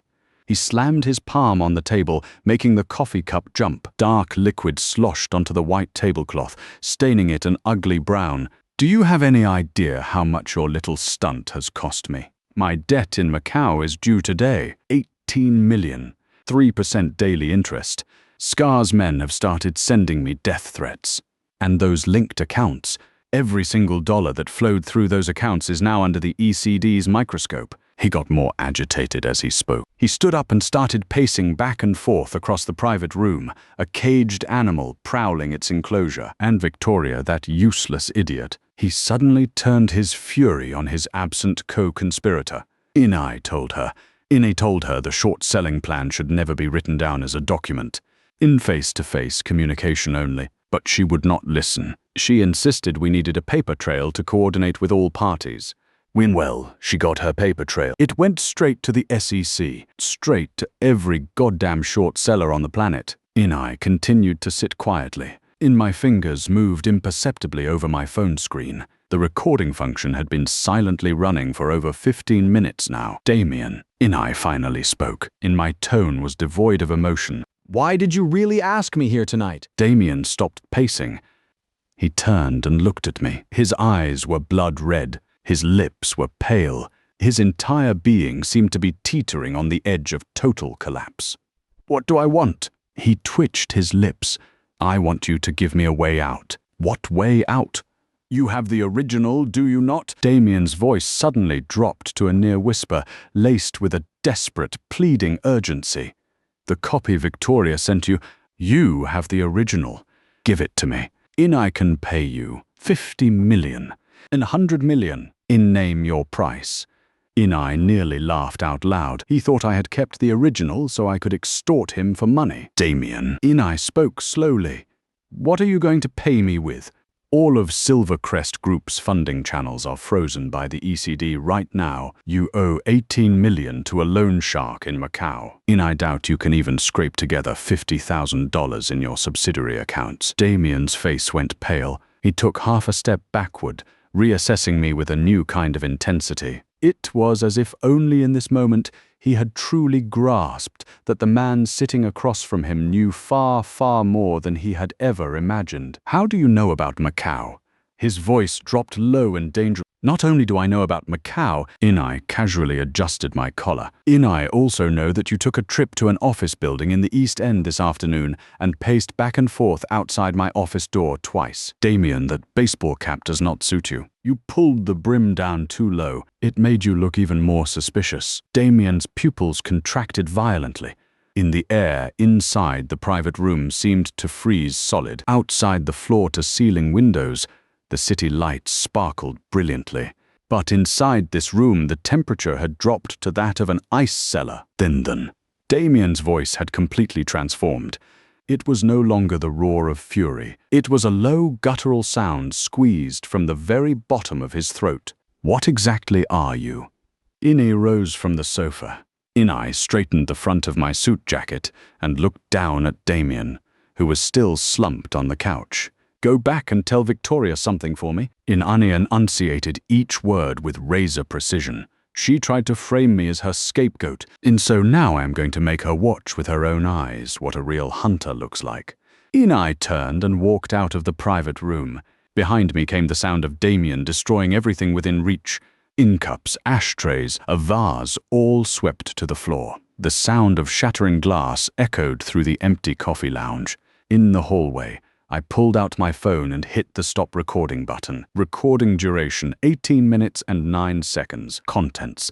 Damien personally admitted the existence of the short-selling plan, the illegal nature of the linked accounts, and the illegal source of the funds used to cover his Macau gambling debts. Combine this with this afternoon's surveillance footage of him scouting my office, the scanned copies of the Macau casino promissory notes, and the records of the abnormal transfers from Silvercrest's subsidiary accounts. This bundle of evidence was enough to put Damien in prison for well over a decade. Inai stepped into the elevator and pressed the button for the parking garage. Just as the elevator doors were sliding shut, I saw a figure burst out from the direction of the coffee lounge. Damien. He was charging toward me, but the elevator doors had already closed. Inai caught a final split-second glimpse of his face through the narrowing gap of the closing doors. That expression had a name. It was called the end of the road. Back in my car, I sent Shadow a safety confirmation. Then I transferred the recording file into my encrypted USB drive. My phone rang. Caller ID Harrison. Ethan, the board meeting has been moved up. It is now tomorrow at 2 in the afternoon. Arthur and I have already coordinated. Our combined shares will just exceed Victoria's block. Tomorrow the sky over Silvercrest is going to change. I leaned back in the driver's seat and looked at the shrinking silhouette of Cloud Top Hotel in my rearview mirror. Harrison, change the meeting location. Do not hold it at Silvercrest headquarters. In use Cloud Cottage Tea House. Why? Because Damien has already started to lose his mind. Before he is fully neutralized, I cannot allow any unexpected incidents at tomorrow's board meeting. I hung up and started the engine, merging into the night traffic. On my phone screen, the announcement of Silvercrest Group's trading halt was still pinned to the top of every financial news app. 30,000 employees, over 20 subsidiaries, in a supply chain supporting hundreds of thousands of livelihoods. Everyone was waiting for a resolution, and that resolution was arriving tomorrow, Wednesday afternoon at 2 o'clock. Cloud Cottage Tea House. The entire establishment had been reserved for the day. A sign reading "Closed for private event" hung on the front door. 2 black SUVs were parked at either end of the alley, filled with Harrison's security personnel. Seated inside the tea house's private room were 5 people: Harrison, Arthur, Victoria, Silvercrest Group's legal director Marcus, and me. Victoria was the last to arrive. When she pushed open the door, I almost did not recognize her. 3 days had passed, and she looked like a woman who had been hollowed out from the inside. Her hair was tied back in a careless ponytail. She wore no makeup, and her bare face revealed dark circles and eyes threaded with red veins. She had on a black coat, and one of the buttons was fastened into the wrong hole. In a detail like that, for the old Victoria would have been unthinkable. She stopped in her tracks when she saw me sitting in the room. "What are you doing here?" Her voice was hoarse, like she had a bad cold. In Victoria, Harrison spoke before I could. Mr. Ethan is a key participant in today's meeting. He is attending in his capacity as the founder of Tide Capital. Tide Capital. Victoria frowned. The name still did not seem to register. Arthur pulled a document from his briefcase and pushed it across the table to her. It was Tide Capital's registration information and a detailed statement of its shareholdings. On the final page, a number was highlighted in fluorescent yellow: 9%. Victoria picked up the document and read it. When she looked up, her eyes stabbed into me like knives. "You registered this company before we were even married?" "That is correct." My tone was flat. "You have been secretly buying up Silvercrest shares this whole time." I would not say this whole time. I just viewed it as a financial investment at first, back when I still believed we were a family. Once I realized we were not, I bought more, just to give myself some peace of mind. Victoria's face went from pale to ashen. Her fingers clenched the edge of the document. Her knuckles were white. The paper crumpled under the pressure of her grip. In Victoria, Harrison spoke again. His tone was level but carried an unassailable authority. "You have been summoned here today because there is a board resolution that needs to be communicated to you. This morning, the board of directors of Silvercrest Group voted with 6 in favor, 2 opposed, and 1 abstention to remove you from your position as CEO. Ineffective immediately." Victoria's body swayed. She turned to look at the legal director, Marcus. He kept his head down and refused to meet her eyes. She looked at Arthur. His face was carved from stone. Finally, she turned to Harrison, and real panic finally flickered in her gaze. 6 votes? How could there possibly be 6 votes? Her voice climbed. I hold 19.5%. Damien's linked accounts hold. She cut herself off mid-sentence. Linked accounts. Arthur seized on the phrase, his eyes narrowing dangerously. In Victoria, which linked accounts? What exactly is the situation with Damien's linked accounts? Victoria's lips trembled. She had realized she had let her mouth run. The fact that Damien held Silvercrest shares through secret linked accounts was classified information. Invoicing it aloud in this setting was tantamount to firing a confession straight into the ECD's open arms. Harrison. She switched tones entirely. Gone was the lofty CEO. Now she was a junior pleading with a senior. "My father treated you like his own brother his whole life. You cannot kick Silvercrest when it is at its most vulnerable." Harrison picked up his teacup and took a drink. When he set it down, the ceramic base met the wood with a heavy thud. When your father was alive, Silvercrest had no falsified financial reports, no improper related party transactions, no malicious short selling. In Victoria, if your father was still alive today, he would be the first person to raise his hand in favor of removing you. Victoria's tears spilled over instantly. She cried. In all 4 years I had known her, I had never once seen her cry. In front of me, she had always been the invincible queen. Even her disappointment was delivered from an elevation of condescending superiority. But today her tears were real. But they did not move me, because those tears, in the context of the short-selling plan she had sent me, were utterly worthless. This meeting is adjourned. Arthur stood up and straightened his jacket. In Victoria, the board will grant you 1 week to complete the handover of your duties. After that transition period, your relationship with Silvercrest is terminated. Inai was the one who spoke. Every head in the room turned toward me. Inai pulled a manila envelope from my briefcase and placed it on the table. Inai slid it across to Victoria. This is a separate matter. It has nothing to do with the board. This is between you and me. Victoria wiped her tears and looked at me with sharp wariness. What is this? Open it and see. She tore open the envelope. Inside were 3 items. The first was the original cover page of the short-selling plan, bearing her and Damien's digital signature watermarks. The second was a printed transcript of Damien's conversation with me last night in the Cloud Top Hotel coffee lounge. In a specific passage had been highlighted in red marker, I told her. I told her the short-selling plan should never be written down as a document. She would not listen. Now she got her paper trail. It went straight to the SEC. The third item was a newly drafted property settlement agreement. Victoria's face went white when she saw the first item.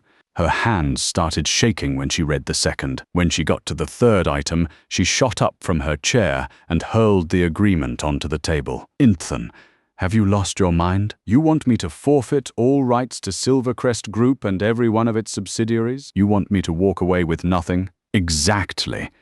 On what grounds? On these grounds. Innie pulled up a second audio file on my phone. It was new material Shadow had forwarded to me just this morning. The recording was from 11:30 last night. The location was Victoria's private apartment. In the recording, Victoria was on a call with an unknown number. The man on the other end identified himself as a middleman from Macau who could help Damien settle his gambling debts. But he needed Victoria to sign a guarantee agreement using her private account in the Cayman Islands as collateral. Victoria's voice on the recording was crystal clear. Fine, send me the account details, but absolutely no third party can know about this, especially my ex-husband. The recording ended. The private room fell into a silence so profound you could hear the drip of water from the bamboo pipe in the back courtyard. Harrison and Arthur exchanged a glance. Both their faces were stamped with shock. Marcus's face had gone outright black. As legal director, he understood with brutal clarity what this recording meant. Victoria had used her personal account to guarantee Damien's gambling debts. In the eyes of the law, this constituted direct embezzlement and misappropriation of corporate funds. Victoria collapsed back into her chair as if someone had ripped out her spine. Her lips moved soundlessly. She wanted to say something, but the words were not there. You can choose not to sign this agreement. Inai spoke slowly, tapping my finger lightly on my phone. But if you do not, this recording gets submitted to the ECD as evidence. Combine that with the original short-selling plan, Damien's casino promissory notes, and the abnormal transfer records from the subsidiary accounts. Take a guess. Will it be enough to put you in a cell right next to Damien? Victoria raised her head and looked at me. Her eyes were filled with a maelstrom of tears, fury, terror, and a strange blankness I had never seen before. It was as if only in this exact moment had she truly realized that the man sitting across from her was no longer the Ethan she had known. Or rather, she had never truly known Ethan at all. Why do you... Her voice was so broken it barely formed words. Why do you hate me so much? Innie do not hate you. Innie stood up and placed a pen next to the agreement. Inai just refused to be your scapegoat. You have 3 options. sign the agreement and walk away with nothing. Do not sign, and I submit all the evidence to the ECD. Or you can choose the third option. You can call the police. But if you do, we go before a judge together. Let us see whose prison sentence ends up being longer, in yours or mine. This was psychological warfare. In truth, I knew that if this actually went to court, victory was not guaranteed. The short-selling plan technically constituted securities market manipulation, but she and Damien were the primary perpetrators. I was merely someone who knew about it and did not report it.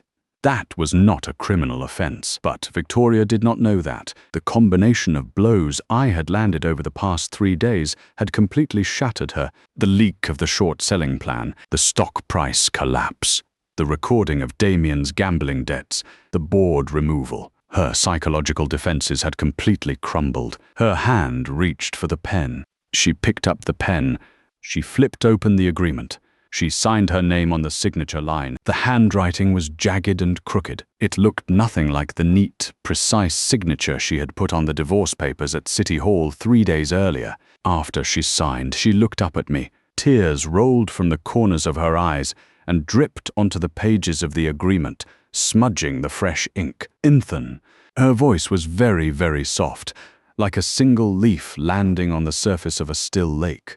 Did you never love me at all? I gathered up the signed agreement and put my pen back into my briefcase. I did love you. I said, but the person I loved was the version of you that I believed existed. And that person from the very beginning was never real. Turned and walked out of the private room. Behind me came the sound of Victoria's hysterical sobbing. The sound burst out of the private room through the rear courtyard and reverberated between the bamboo groves. It sounded like the howling of a wounded animal. Walked out of the alley at Cloud Cottage Tea House without pausing my steps. Did not even glance back. Leo's car was waiting at the end of the alley. His window was rolled down, and he was staring at me with a tense expression. Is it done? Done. Got into the passenger seat and handed him the signed agreement. As of this moment, Victoria owns no assets connected to Silvercrest Group whatsoever. My God. Leo flipped through the agreement, inhaling sharply. She actually signed it. Zero equity, 0 dividend rights, 0 asset claims, even that East End apartment and the $500,000 all forfeited. The divorce settlement she gave you 3 days ago, you just clawed it all back today. It was not clawed back. She was forced to give it up. I slumped into the seat. I suddenly felt a wave of bone-deep exhaustion wash over me. It was not fatigue. It was the strange hollow emptiness that comes after holding a muscle clenched too tightly for too long and finally letting go. Ethan, be honest with me. Leo started the car. Did it feel good in there just now? Stared out the window. The courtyard walls of the tea house shrank smaller and smaller in the rearview mirror. No. I shook my head. My expression was still, I just feel like I do not have to pretend anymore. My phone rang. Caller ID, Arthur. Mr. Ethan. Arthur's voice was rushed. The moment you left, Victoria collapsed. I called an ambulance. Is it serious? Preliminary assessment is low blood sugar combined with acute emotional breakdown. It should not be life-threatening. But after she regained consciousness, she kept repeating one sentence. What sentence? She said. Damien is going to kill him. Was silent for a moment. Thank you, Director Arthur. I said, I understand. I hung up. Turned to Leo. We are not going back to the office this afternoon. We are heading to the warehouse. In the warehouse? Leo blinked. Is that not where you already moved all the important documents and equipment? Why do we need to go there? That warehouse is our safe house now. I pinched the bridge of my nose. Starting this moment and continuing until Damien is behind bars, neither of us stays in any fixed location for longer than 6 hours. Damien is a mad dog, and a mad dog, when cornered, is capable of anything. My gut feeling was back, and this time it was stronger than ever before. As it turned out, my gut feeling was so accurate, it was terrifying. At 3:40 in the morning on Thursday, my phone erupted with violent vibrations on the pillow next to my head. Caller ID Leo. Inai answered. The voice on the other end was not Leo's. It was a rough, ragged male voice, breathing heavily. Ethan, your good buddy is in my hands. It was Damien. My blood temperature dropped by half in an instant, but my voice held steady. Damien, where are you? I'm standing right outside your precious little warehouse. Damien's voice carried an unhinged, manic energy. You think you could hide a warehouse from me? Your little assistant made a midnight run here to pick something up and walked straight into my men. Right now, there is a gun pressed against his skull. Do you want to hear his voice? From the other end came Leo's rapid, panicked breathing, then a muffled grunt, like someone had just punched him in the gut. Ethan, Leo's voice came from a distance, trembling uncontrollably. Do not come here. In there are 3 of them. They all have. The sentence was cut off by another grunt, followed by the sound of the phone being snatched back. You hear that? Damien's voice returned. Ethan, you have 30 minutes. Come alone. East End Industrial District, Warehouse 17. If you are not here in 30 minutes, you can fish him out of the bay tomorrow morning. The call ended. Inai sat on the edge of the bed. Inai spent 3 seconds taking deep breaths. Then I got dressed faster than I had ever dressed in my life. The cold pre-dawn air stabbed at my lungs, but my mind had never been clearer. The fact that Damien had kidnapped Leo was a variable I had not fully anticipated. Inai had predicted Damien would resort to violence. Inai had not predicted he would go straight for my assistant. That was my mistake. But Damien had made a mistake too. He thought kidnapping Leo was grabbing my weak spot. What he did not know was that Leo wore an inconspicuous smartwatch on his wrist at all times. That watch contained a real-time location tracking chip, and the positioning data was synced directly to my encrypted phone. Inai opened the tracking app on my phone. A red dot was pulsing at a set of coordinates in the East End Industrial District. In stationery, the address matched what Damien had said. At 4:02 in the morning, I sent Shadow 4 messages. First, East End Industrial District, Warehouse 17. Damien has kidnapped Leo. 3 men, possibly armed. I need you to do 3 things. Second, 1. Immediately report a suspected kidnapping at East End Industrial District, Warehouse 17 to the Bay City Police Major Crimes Unit. Anonymous tip. Third, 2. Release all of Damien's Macau gambling debt evidence, including Scar's promissory notes and threat messages, simultaneously to every member of the Silvercrest Group Board, CC the Economic Crimes Division. Fourth, 3. If I do not message you by 4:40, package Victoria's signed forfeiture agreement, Damien's casino evidence, and the subsidiary account transfer records into one folder and send it to the 5 major media outlets in this city. Shadow replied instantly. Received. Ethan, be careful. Inai put my phone on silent. Inai checked the pinhole camera and voice recorder pen on my person one more time. Then I started the car. On the drive to the East End Industrial District, my mind was eerily quiet. In no fury, in no fear, just a cold, almost mechanical calculation. Damien had resorted to kidnapping because he had reached the end of his rope. The short-selling plan had been exposed. His gambling debts were crushing him. The ECD investigation was closing in. The boardroom doors had been slammed permanently in his face. The last card he could play was brute force. But he did not know that before he played his final card.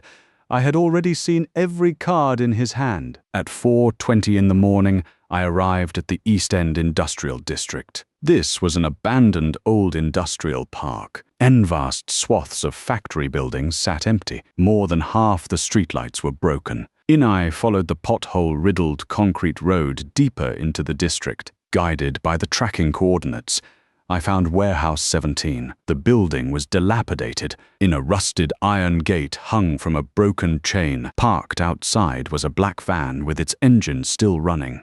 In the driver's seat sat a man in a baseball cap. Inai got out of my car and walked toward the van. The man in the baseball cap saw me. He honked his horn once and then pointed toward the warehouse's iron gate. Inai pushed it open. The hinges shrieked with the sound of rust scraping rust. The scene inside the warehouse, illuminated by dim emergency lights, was laid bare in an instant. In the center of the empty warehouse, Leo was tied to a battered steel chair. The corner of his mouth was split open.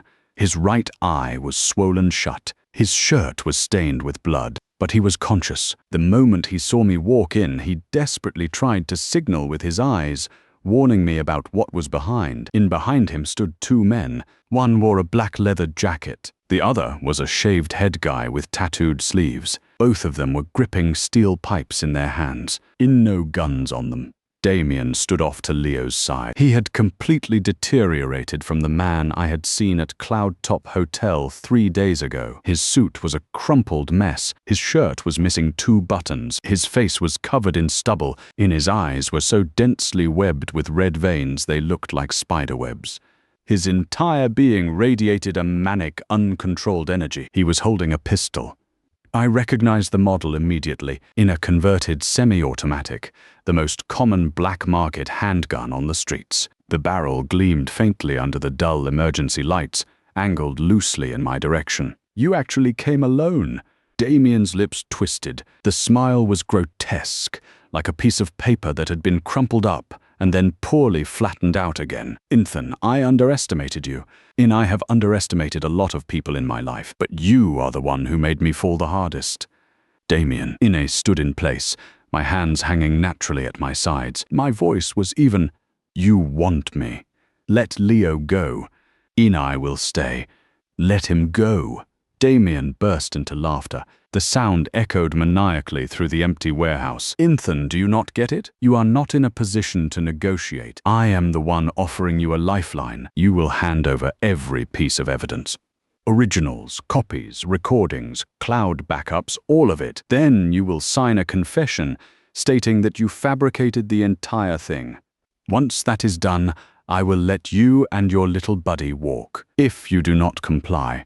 He tapped the barrel of the gun against Leo's temple. Leo's whole body convulsed. He shut his eyes. I was silent for a few seconds. "Damien," I spoke slowly, "before you pull that trigger, there is something I want to show you. Do not try any tricks with me." Damien's gun barrel swung sharply toward me. His finger was curled on the trigger. My phone. I'm just taking out my phone. He reached into my pocket. My movements were very slow, very gentle, like I was defusing a bomb. I pulled out my phone and turned the screen to face Damien. He lit it up. The screen showed my messaging app. The top conversation thread displayed the contact name Shadow. In the text input field, I had pre-typed a single line. Only the send button had not been pressed.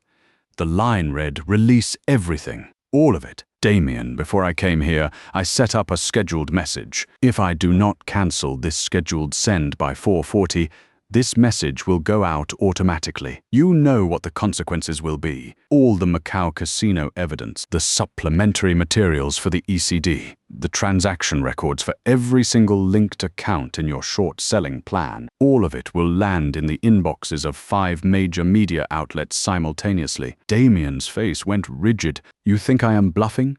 My voice remained steady, but every word was a needle precisely inserted into Damien's nerves. "You can turn on your signal jammer right now if you want. It will not matter. My phone is connected to a satellite hotspot. A signal jammer only blocks ground-based towers. It cannot touch satellites." That was a lie. Did not have a satellite hotspot. My phone was a completely standard smartphone, and in this underground warehouse I had maybe 1 bar of signal. Shadow's 4th reply had still not come through. Was gambling. Gambling that Damien did not know communication technology. Gambling that in his panicked state he had lost the basic ability to think critically. Damien's eyes darted to my phone screen, then to the corner of the warehouse. There was indeed a mobile signal jammer sitting in the corner, but the power light was off. It had never been activated. It was their own equipment. Either they had forgotten to turn it on or it was broken. "Ethan." Damien's voice started to shake. "Do not you dare." "What do I not dare?" I cut him off. My voice suddenly rose, booming through the cavernous warehouse. "When you were shorting Silvercrest and planning to frame me. When you were embezzling subsidiary funds to pay off your gambling debts. when you made Victoria use her private account to guarantee you. Did you ever think there would be a day like this? The last 3 words hit the concrete walls and bounced back like rolling thunder. Damien's hand was trembling.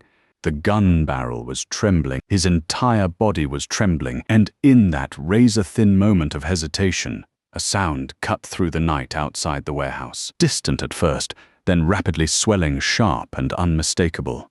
Police sirens, not just one car. It was the overlapping wail of at least 3 or 4 squad cars converging at once, tearing through the silence of the industrial district like a clap of thunder. Damien, cops. The baseball cap man from the van came scrambling through the door, his face a mask of pure panic. 3 cop cars.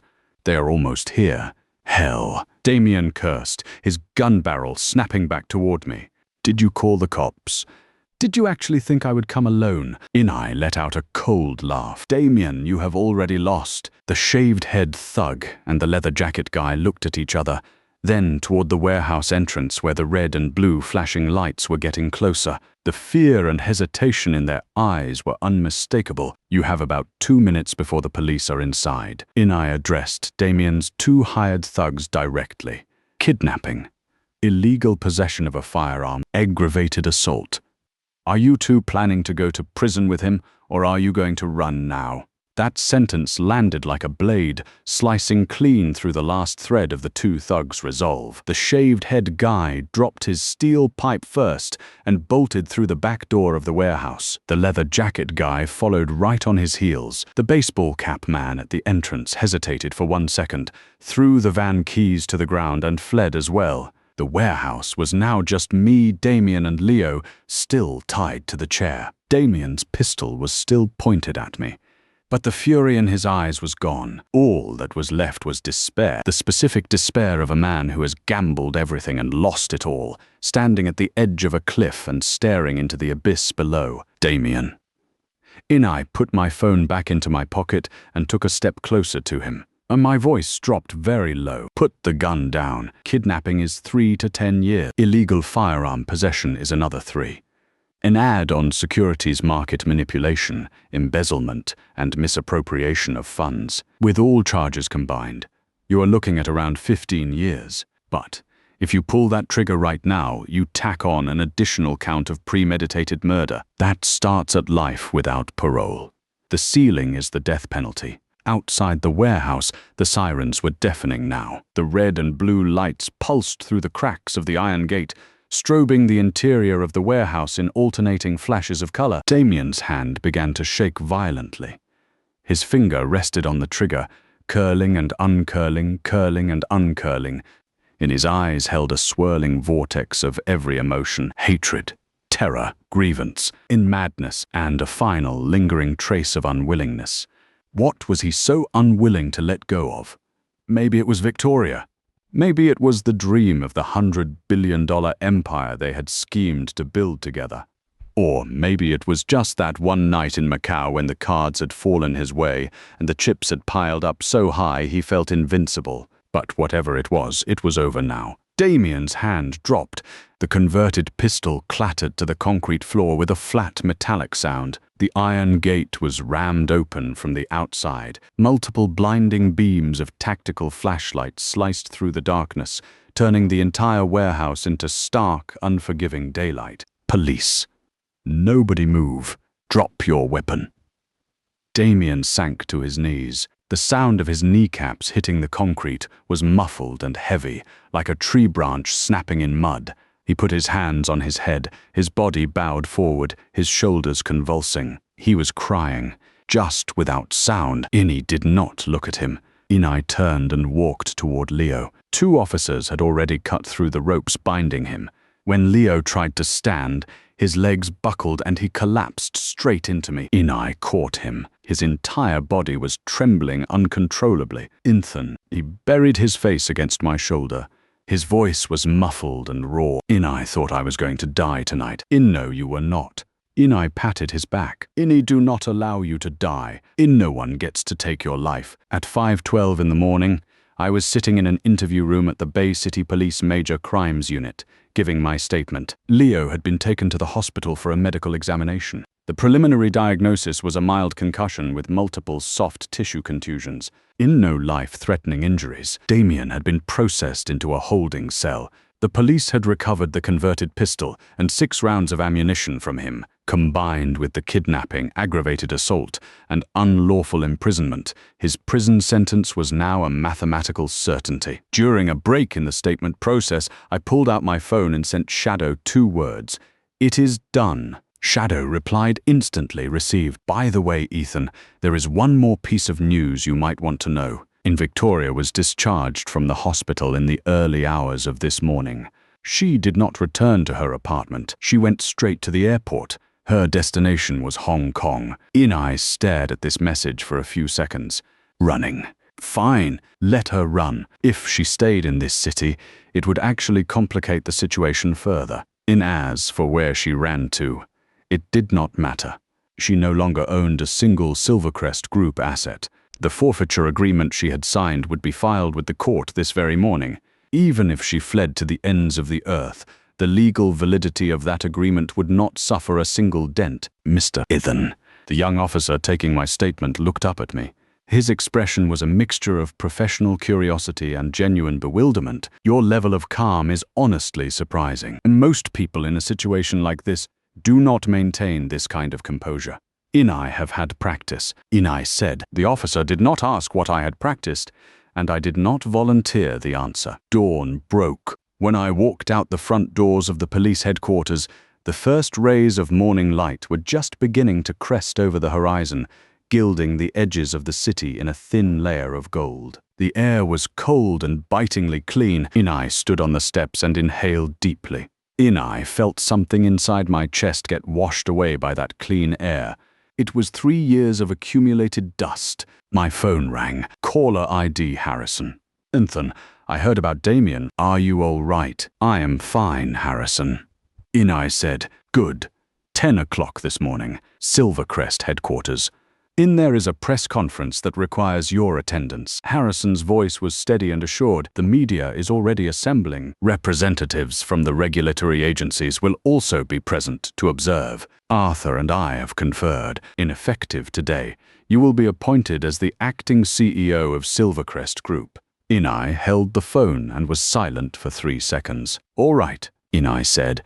10 o'clock. Inai will be there on time." Inai hung up and sent Leo a message. "I will come pick you up from the hospital this afternoon. Before then, I have one last thing to take care of." Leo replied with a question mark. Inai typed 5 words. "Take back Silvercrest. For good." 10 o'clock in the morning. 36th floor of the Silvercrest Tower. The press conference hall. Inai had been in this hall once before, 3 years ago. That time, Victoria had brought me along to the company's annual gala.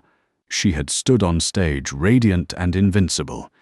Inai had sat in the 3rd row, off to the very side, not even worthy of being called up for the group photo. When the event ended, a reporter had stopped me and asked, "Mr. Ethan, what exactly do you do?"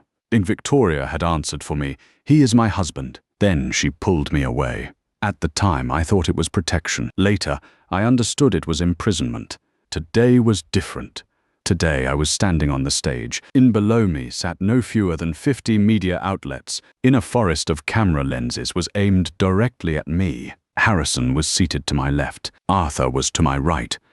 Behind me sat the full board of directors of Silvercrest Group. Camera flashes crackled like a silent thunderstorm. The microphone in front of me was affixed with the Silvercrest Group logo. That silver flower emblem reflected a cold, sharp light under the stage lights. Arthur was the first to speak. He read aloud the board resolution, the removal of Victoria from the position of CEO, and the simultaneous appointment of Ethan as acting CEO of Silvercrest Group, effective immediately. The moment the words left his mouth, the room erupted. Reporters whispered furiously to each other. The clatter of camera shutters became a continuous roar. Then it was my turn to speak. Inai stood up. Inai adjusted the front of my suit jacket and walked to the podium. The room fell quiet with an almost violent suddenness, so quiet I could hear my own breathing. Members of the media, Inai began. My voice, amplified through the sound system, resonated through the hall. There are several things I need to announce today. Please hold all questions until I have finished speaking. The room grew even quieter. First matter. Regarding the SEC investigation into Silvercrest Group, I, on behalf of the newly appointed board, hereby make a binding commitment. Silvercrest Group will fully cooperate with the investigation conducted by the regulatory authorities. There will be no concealment, no cover-up, and no delay. All materials related to the violations under investigation have already been proactively submitted by us to the SEC. The financial reporters in the audience began typing furiously. Second matter, regarding the suspected crimes of the former CEO Victoria and the former CFO Damien, including securities market manipulation, embezzlement, and misappropriation of corporate funds, all relevant evidence has been transferred to the judicial authorities. Damien was lawfully detained by the police in the early hours of this morning on charges including kidnapping and illegal possession of a firearm. When this sentence landed, the entire hall detonated. Camera flashes erupted like a hurricane. Reporters shot their hands up frantically. Someone actually stood up and shouted over the commotion, "Mr. Ethan, who was the victim of the kidnapping?" Inni raised my hand to signal for quiet. Inni waited until the hall had settled back into tense silence before I continued. Third matter. In response to the severe impact the short-selling scheme has inflicted on the company's share price, the newly appointed board has passed an emergency resolution and formulated a comprehensive market value stabilization plan. The specific details will be explained to you shortly by Vice Chairman Harrison. Fourth matter, and this is the one I most want to say today. Inni paused. In my eyes swept across every face in the room. For the past 3 years, Silvercrest Group experienced rapid expansion, but at the same time, a host of problems accumulated internally: falsified financial reports, improper related party transactions, malicious short-selling, tunneling of corporate funds. The root cause of all these problems was a failure of internal controls and a profound ethical collapse at the executive management level. At its first full meeting today, the new board approved 3 core reform measures. First, the introduction of independent auditing. Second, the complete rebuilding of the internal control system. Third, the optimization of the shareholder equity structure. Inni can state this clearly to everyone here. Silvercrest Group will not fall. It has 30,000 employees, over 20 subsidiaries, and a supply chain that supports hundreds of thousands of livelihoods. Inni will not let it fall. When I finished, Harrison was the first to start clapping from his seat on the stage. Arthur joined him. The applause from the board members rippled out, from scattered to synchronized, like a recognition that had been 3 years overdue. After the press conference ended, I did not leave immediately. Harrison pulled me into his office, shut the door, and handed me a document. This is the auction listing for the compulsory liquidation of Victoria's trust fund. It came through this morning. Harrison's face held a complicated expression. All of the assets under her name, including her Silvercrest equity, the East End properties, 3 luxury vehicles, and 2 private club memberships, have all been subjected to asset preservation orders by the banks and her creditors. Do you want to take a look? Inni accepted the document and flipped through it. On the final page, I found a number. Total estimated value of Victoria's assets pending auction, $1.4 billion. That $1.4 billion was the entirety of the inheritance her father had left her. It was everything she had accumulated during her 3 years as the Queen of Silvercrest. 3 days ago, she was the youngest billionaire in this city's history. 3 days later, her name had appeared on a court-ordered asset auction notice. Harrison. Inni closed the file. When is the auction? Next Monday. Online public auction. Register me for it. Inni handed the file back to him. Inni will be participating. Harrison raised an eyebrow. You intend to buy? Not buy. Inni stood up and walked to the window. Through this window, I could see the main entrance of Silvercrest Tower. The revolving doors below spun ceaselessly, a constant flow of people streaming in and out, like blood pumping through an unkillable heart. I'm going to collect, Inni said. Every piece she threw away, I am going to collect it back, one by one. Over the next 4 days, I used Tide Capital's name to register 7 different bidding qualifications. At the same time, through the channels of Harrison and Arthur, I contacted every potential buyer who might participate in the auction. Ini did not threaten them. Ini did not offer them anything. Ini simply took the list of criminal charges currently pending against Victoria and Damien and sent each prospective buyer a copy. This particular asset package has a somewhat complex background. The former owner and the former CFO are both currently under criminal investigation. Bidding is, of course, entirely voluntary. Ini said this exact same thing every single time. Not a single buyer chose to participate in the auction. Monday afternoon at 2 o'clock, the online auction officially began. In Victoria's 19.5% equity stake in Silvercrest Group was listed as the largest single lot. The starting bid was $800 million. Each subsequent bid increment was set at $10 million. 3 bidders appeared in the auction system. Aside from myself, the other 2 were shell accounts I had instructed Leo and Shadow to register. The entire auction was a one-man show. $810 million, $820 million, $830 million. The 3 accounts took turns raising the bid. The price crept upward. The system-generated auction sounds pinged methodically, like the ticking of an old grandfather clock. Ini sat in the Tide Capital office. 3 computers were lined up in front of me, 1 running the auction page, 1 monitoring the capital account, 1 displaying real-time fund transfers. When the bid price reached $880 million, the other 2 accounts ceased bidding simultaneously. $880 million first call, $880 million second call, $880 million third call. In sold. The moment the auction countdown hit 0, I leaned back in my chair and let out a very long breath. $880 million. Ini had taken Victoria's 19.5% stake. This price was 15% lower than the target valuation she herself had set for Silvercrest in her short-selling plan. Add in Tide Capital's original 9%, plus the scattered shares we had picked up through block trades on the secondary market today, my total equity in Silvercrest Group had reached 31%. In the eyes of the law, I was now the single largest shareholder and the de facto controlling owner of Silvercrest Group. Over the next 2 hours, I systematically acquired every remaining asset under Victoria's name. 2 East End properties, in a Bentley and a Porsche. The private club memberships, all of them were picked off at prices at least 20% below their market value.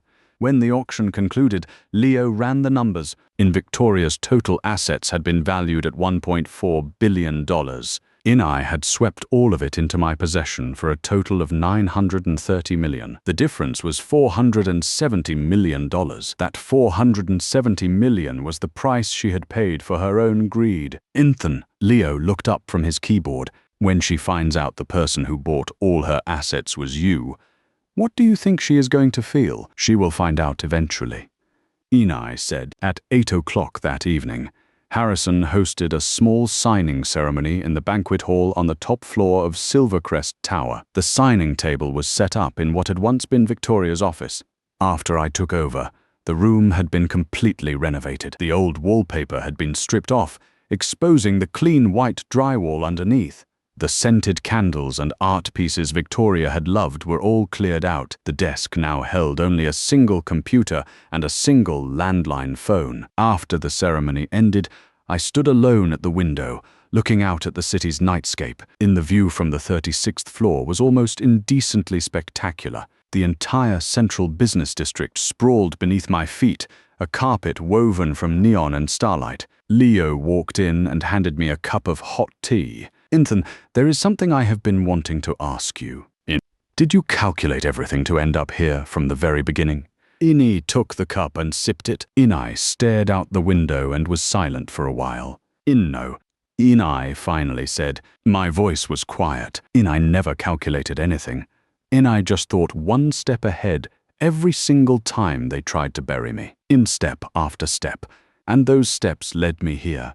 My phone chimed. Innie looked down. It was a message from Shadow. Ethan, one piece of news. Victoria was detained by immigration at Hong Kong International Airport. Her passport has been flagged with an exit restriction order due to the ongoing criminal investigation on the mainland. She was placed on a return flight tonight at 9. Inai handed my phone to Leo so he could read it.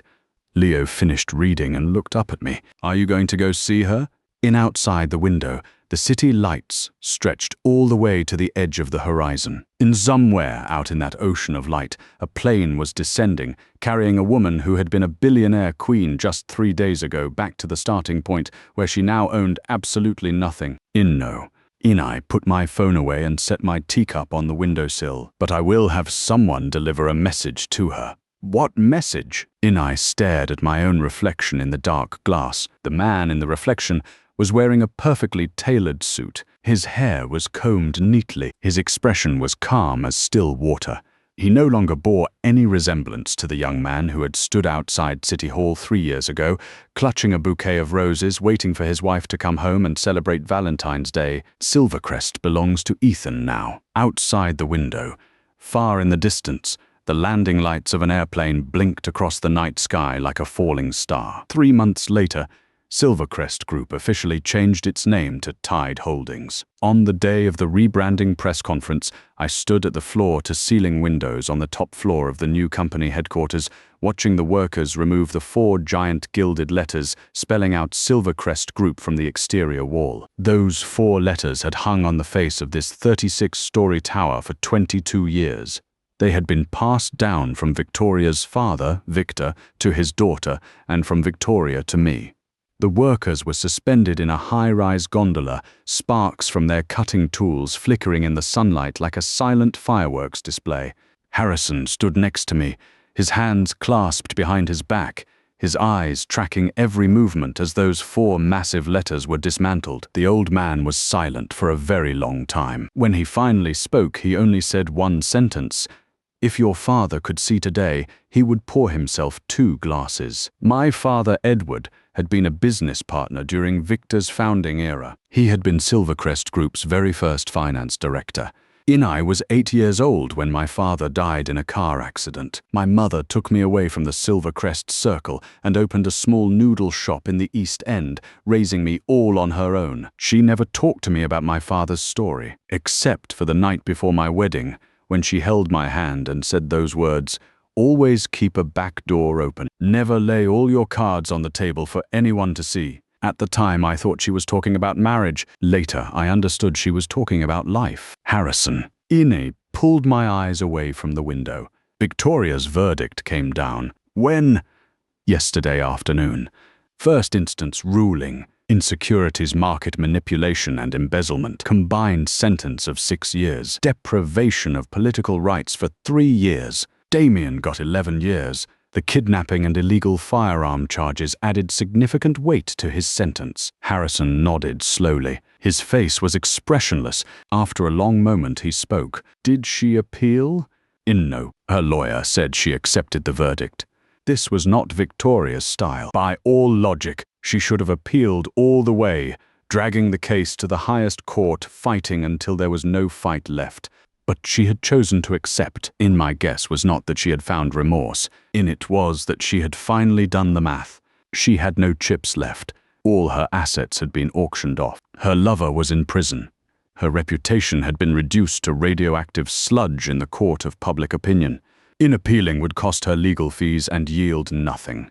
But none of that mattered anymore. Today was the official launch of Tide Holdings. Innie did not intend to spend a single minute of it reminiscing about a person who belonged to the past. At 3 in the afternoon, the official launch ceremony was held in the banquet hall on the top floor of the new headquarters. Over 300 guests were in attendance. Senior executives of Tide Holdings, representatives from partner institutions, financial journalists, old Silvercrest directors like Harrison and Arthur, who had weathered the transition.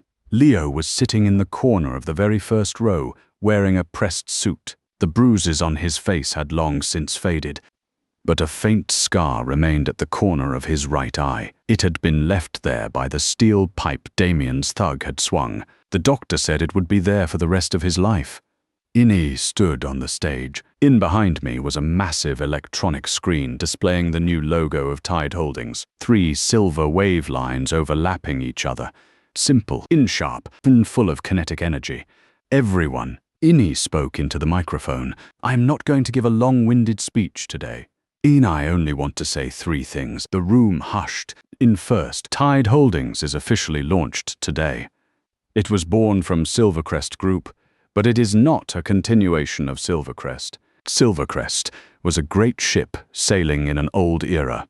It was too large to turn quickly. Tide is a fleet, and agile, fast, built for the battles ahead. Second, Tide Holdings' first strategic investment is an AI chip company called StarMap Tech. The founder of this company was my college roommate. He gave up a 7-figure Wall Street salary to return home and start this venture. His name is Leo. Every head in the room swiveled in unison toward the corner of the front row. Leo was caught completely off guard. His face instantly flushed all the way to his ears. He did not seem to know what to do with his hands. Inai watched him squirm and could not help but grin. Third thing. Inai paused. "A lot of people have asked me, 'Ethan, you spent 3 months tearing Silvercrest apart and putting it back together. You wiped out every trace of Victoria's legacy. You even changed the company's name. What exactly are you trying to do? What is your ultimate goal?' Inai looked out at the 300 pairs of eyes watching me. Inai gave them the answer slowly and clearly. 'My ultimate goal is to make Tide Holdings the world's premier technology investment group, in not one of the top. The top. Today we are placing our bet on AI chips. Tomorrow we will make even bigger moves in quantum computing, biotech, and new energy. I am not building another Silvercrest. I'm not building a family dynasty. I'm not building a private empire for any single person. Ineffective today, Tide Holdings will operate under a true partnership system. Harrison, Arthur, Leo, they are all founding partners of Tide, and there will be more in the future." The banquet hall erupted in thunderous applause. Harrison, down in the front row, nodded at me. The old man's eyes were rimmed faintly with red. Arthur rose to his feet and applauded, his grey hair flashing silver under the chandelier lights. Leo was clapping too, and while he clapped, he used the sleeve of his suit to wipe the corner of his eye. After the ceremony concluded, the guests gradually filtered out. Inai returned alone to the penthouse office. This office had once belonged to Victoria. Inai had completely remodeled it. The wallpaper was now charcoal grey. The furniture had been replaced with minimalist black walnut pieces. An entire wall had been turned into a bookshelf filled with books and file folders. The one thing I had not changed was the floor-to-ceiling window. The 36th floor view was still almost indecently magnificent. Ini retrieved a bottle of whiskey from the cabinet and poured myself a small glass. The amber liquid caught the light as I swirled it, glowing warmly. Then, I picked up my phone and scrolled to a number I had saved for a very long time, but had never dialed. The contact name was a single word, Elena. Elena. In fewer than 5 people in this city knew that name. But across the Pacific, in Silicon Valley, that name was legend. Elena, 32 years old, former lead researcher at Stanford's quantum computing laboratory, ranked among the top 3 scientists globally in the field of quantum error correction codes. 2 years ago, she had left academia and registered a startup in Seattle called Abyss Quantum. Its seed round alone had raised $300 million. Ine had met her 4 years ago at that same venture capital summit. Yes, the very same summit where I had met Victoria. Elena had been the keynote speaker that day. Her topic was the industrialization prospects of quantum computing. After her speech, I had stopped her in the hallway and talked to her for 15 minutes. Ini did not fully understand 70% of what she said during that conversation. But I understood one thing with absolute clarity. The technology this woman held in her hands had the power to reshape the foundational logic of the entire computing industry. We had exchanged contact info afterwards and chatted occasionally. She knew nothing about my marriage to Victoria. She knew nothing about what I had endured over these past 3 years. She only knew there was an entrepreneur named Ethan who was genuinely fascinated by quantum computing, who would ask earnestly naive questions every time they spoke. 3 months ago, the day after Damien was arrested, Elena had suddenly sent me a message: "Ethan, I am planning to return. Ambis Quantum Series B is looking for a strategic investment partner back home. Are you interested?" Inai had not replied at the time. Inai was still cleaning up the wreckage Victoria had left behind. In my hands were full of the landmines Damien had buried, but I screenshotted that message and set it as my phone's wallpaper. Every time I turned on my phone, I saw it. Every time I saw it, I reminded myself, you are not here to be a caretaker. You are here to build an empire. And now, the landmines were cleared. Tide Holdings was officially launched. The capital was in place. The people were ready. It was time to respond to that message. I took a sip of whiskey and let the liquid linger on my tongue for a few seconds. Then I pressed the dial button. The call was picked up after 2 rings. Ethan. Elena's voice came through the receiver. It carried a note of surprise and a thread of wry amusement. "You finally called. Do you have any idea how long I have been waiting for this call?" Elena. I smiled and leaned back in my chair, idly swirling the whiskey glass. "Your Series B, Tide Holdings will lead the entire round. You set the terms. I will not negotiate." Elena laughed out loud on the other end. The sound was crisp and unguarded. "That is quite the confidence, Mr. Ethan. You do know what the scale of a quantum computing Series B looks like, right?" "I know. It starts at $1 billion. That is precisely why I said you set the terms. Because I am not looking for a minority stake or a financial investment. I am looking for a strategic-level deep integration partnership. Ambis Quantum's technology combined with Tide Holdings' industrial resources. Let us build the #1 quantum computing company in the country." There was a pause on the other end. Then Elena spoke, her voice suddenly serious. "I'm flying back tomorrow. Let us talk in person. What time does your flight land?" "I will pick you up. 3 in the afternoon. Terminal 3. "All right." I hung up. I finished the last sip of whiskey in my glass. The setting sun was sinking toward the western edge of the city, painting the entire skyline in a thick, blazing shade of orange and red.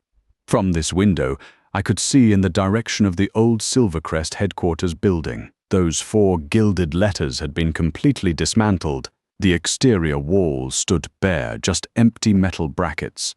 But I knew it would not be long before the new letters, spelling out Tide Holdings, were hoisted up and mounted in their place. They would gleam again under the sunlight. My phone chimed once more. It was a message from Leo. "Ethan, StarMap Tech just signed our first mass production order. The client is one of the top cloud computing companies in the country. First order value $30 million. We are alive." I replied with a single word, "Good." Then I flipped my phone over and placed it face down on the desk.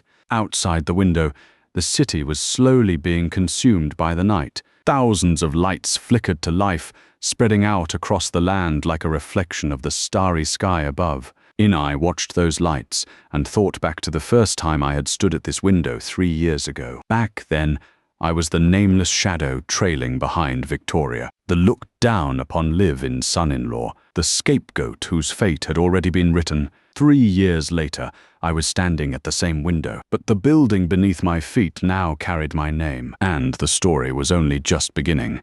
There was a knock at the door. It was the voice of my secretary. "Mr. Ethan, Mr. Harrison is here to see you. Send him in." Harrison pushed open the door. In his hands was a deep blue velvet box. The old man's stride was still steady, but his expression carried a solemn weight I had rarely seen before. "Ethan, there is something that I should give to you now." He placed the velvet box on my desk. I opened it. Inside lay a ring. White gold. On the face of the ring was carved a silver flower. Inni recognized this ring. It had once been worn on Victor's hand. After Victor passed away, the ring had gone to Victoria. She had worn it once, on the day she was inaugurated as CEO. She had never brought it out again. "This is the token of Silvercrest's founder." Harrison looked at the ring, his eyes swimming with a complex blend of emotions. By tradition, It is supposed to be passed to the next helmsman. Victoria was unworthy of it. I hesitated for 3 months. In the end, I decided to give it to you. Not because you won the war, but because of everything you have done over these past 3 months. Bringing in independent auditors, rebuilding internal controls, implementing the partnership system, investing in frontier technology. All of it proves one thing. The old man lifted his head and looked me straight in the eye. You are more like Victor than your own father was. Inni picked up the ring and examined it under the light. The flower carved into the white gold was etched with exquisite depth. The veins of the petals were traced in immaculate detail. 22 years ago, Victor had been wearing this ring when he founded Silvercrest Group. For 22 years, this ring had witnessed the rise of an empire and its fall. Now it was in my hands. Harrison. Inni slid the ring onto the index finger of my left hand. It fit perfectly. Inni will not wear this ring to protect the past. Inni will wear it to carve open the future. Harrison smiled. The deep lines of his face relaxed into that smile, as if he had finally set down a burden he had been carrying for far, far too long. I believe you, he said. Your father, watching from above, believes you too. Harrison left. Inni walked back to the floor-to-ceiling window. Night had fallen completely now. The city had become a sea of lights. My phone chimed again. This time it was a message from Shadow. Ethan, congratulations on the launch. One side note, that Elena you asked me to look in, her company Abyss. Quantum checks out completely clean. But she herself has an interesting background. What background? Her father's name is Charles. He made his fortune in electronics in the 90s. Then he got caught in a business dispute, was set up by a competitor, lost his company, and spent 6 years in prison. The person who set him up was named Victor. Inni stared at this message for a very long time. Then I slowly lowered my phone. Outside the window, the sea of city lights glittered on, endless and indifferent. Far in the distance, an airplane was lifting off from the runway, its navigation lights tracing a tilted arc across the dark sky. Tomorrow afternoon at 3 o'clock, another plane would be landing, and the woman stepping off that plane would pull me onto an entirely new battlefield. Inni raised my left hand and looked at the silver flower on my finger. Then I spoke a single sentence very softly to my own reflection in the dark glass. Dad, Mom, watch me. Outside the window, the wind was rising and the clouds were gathering.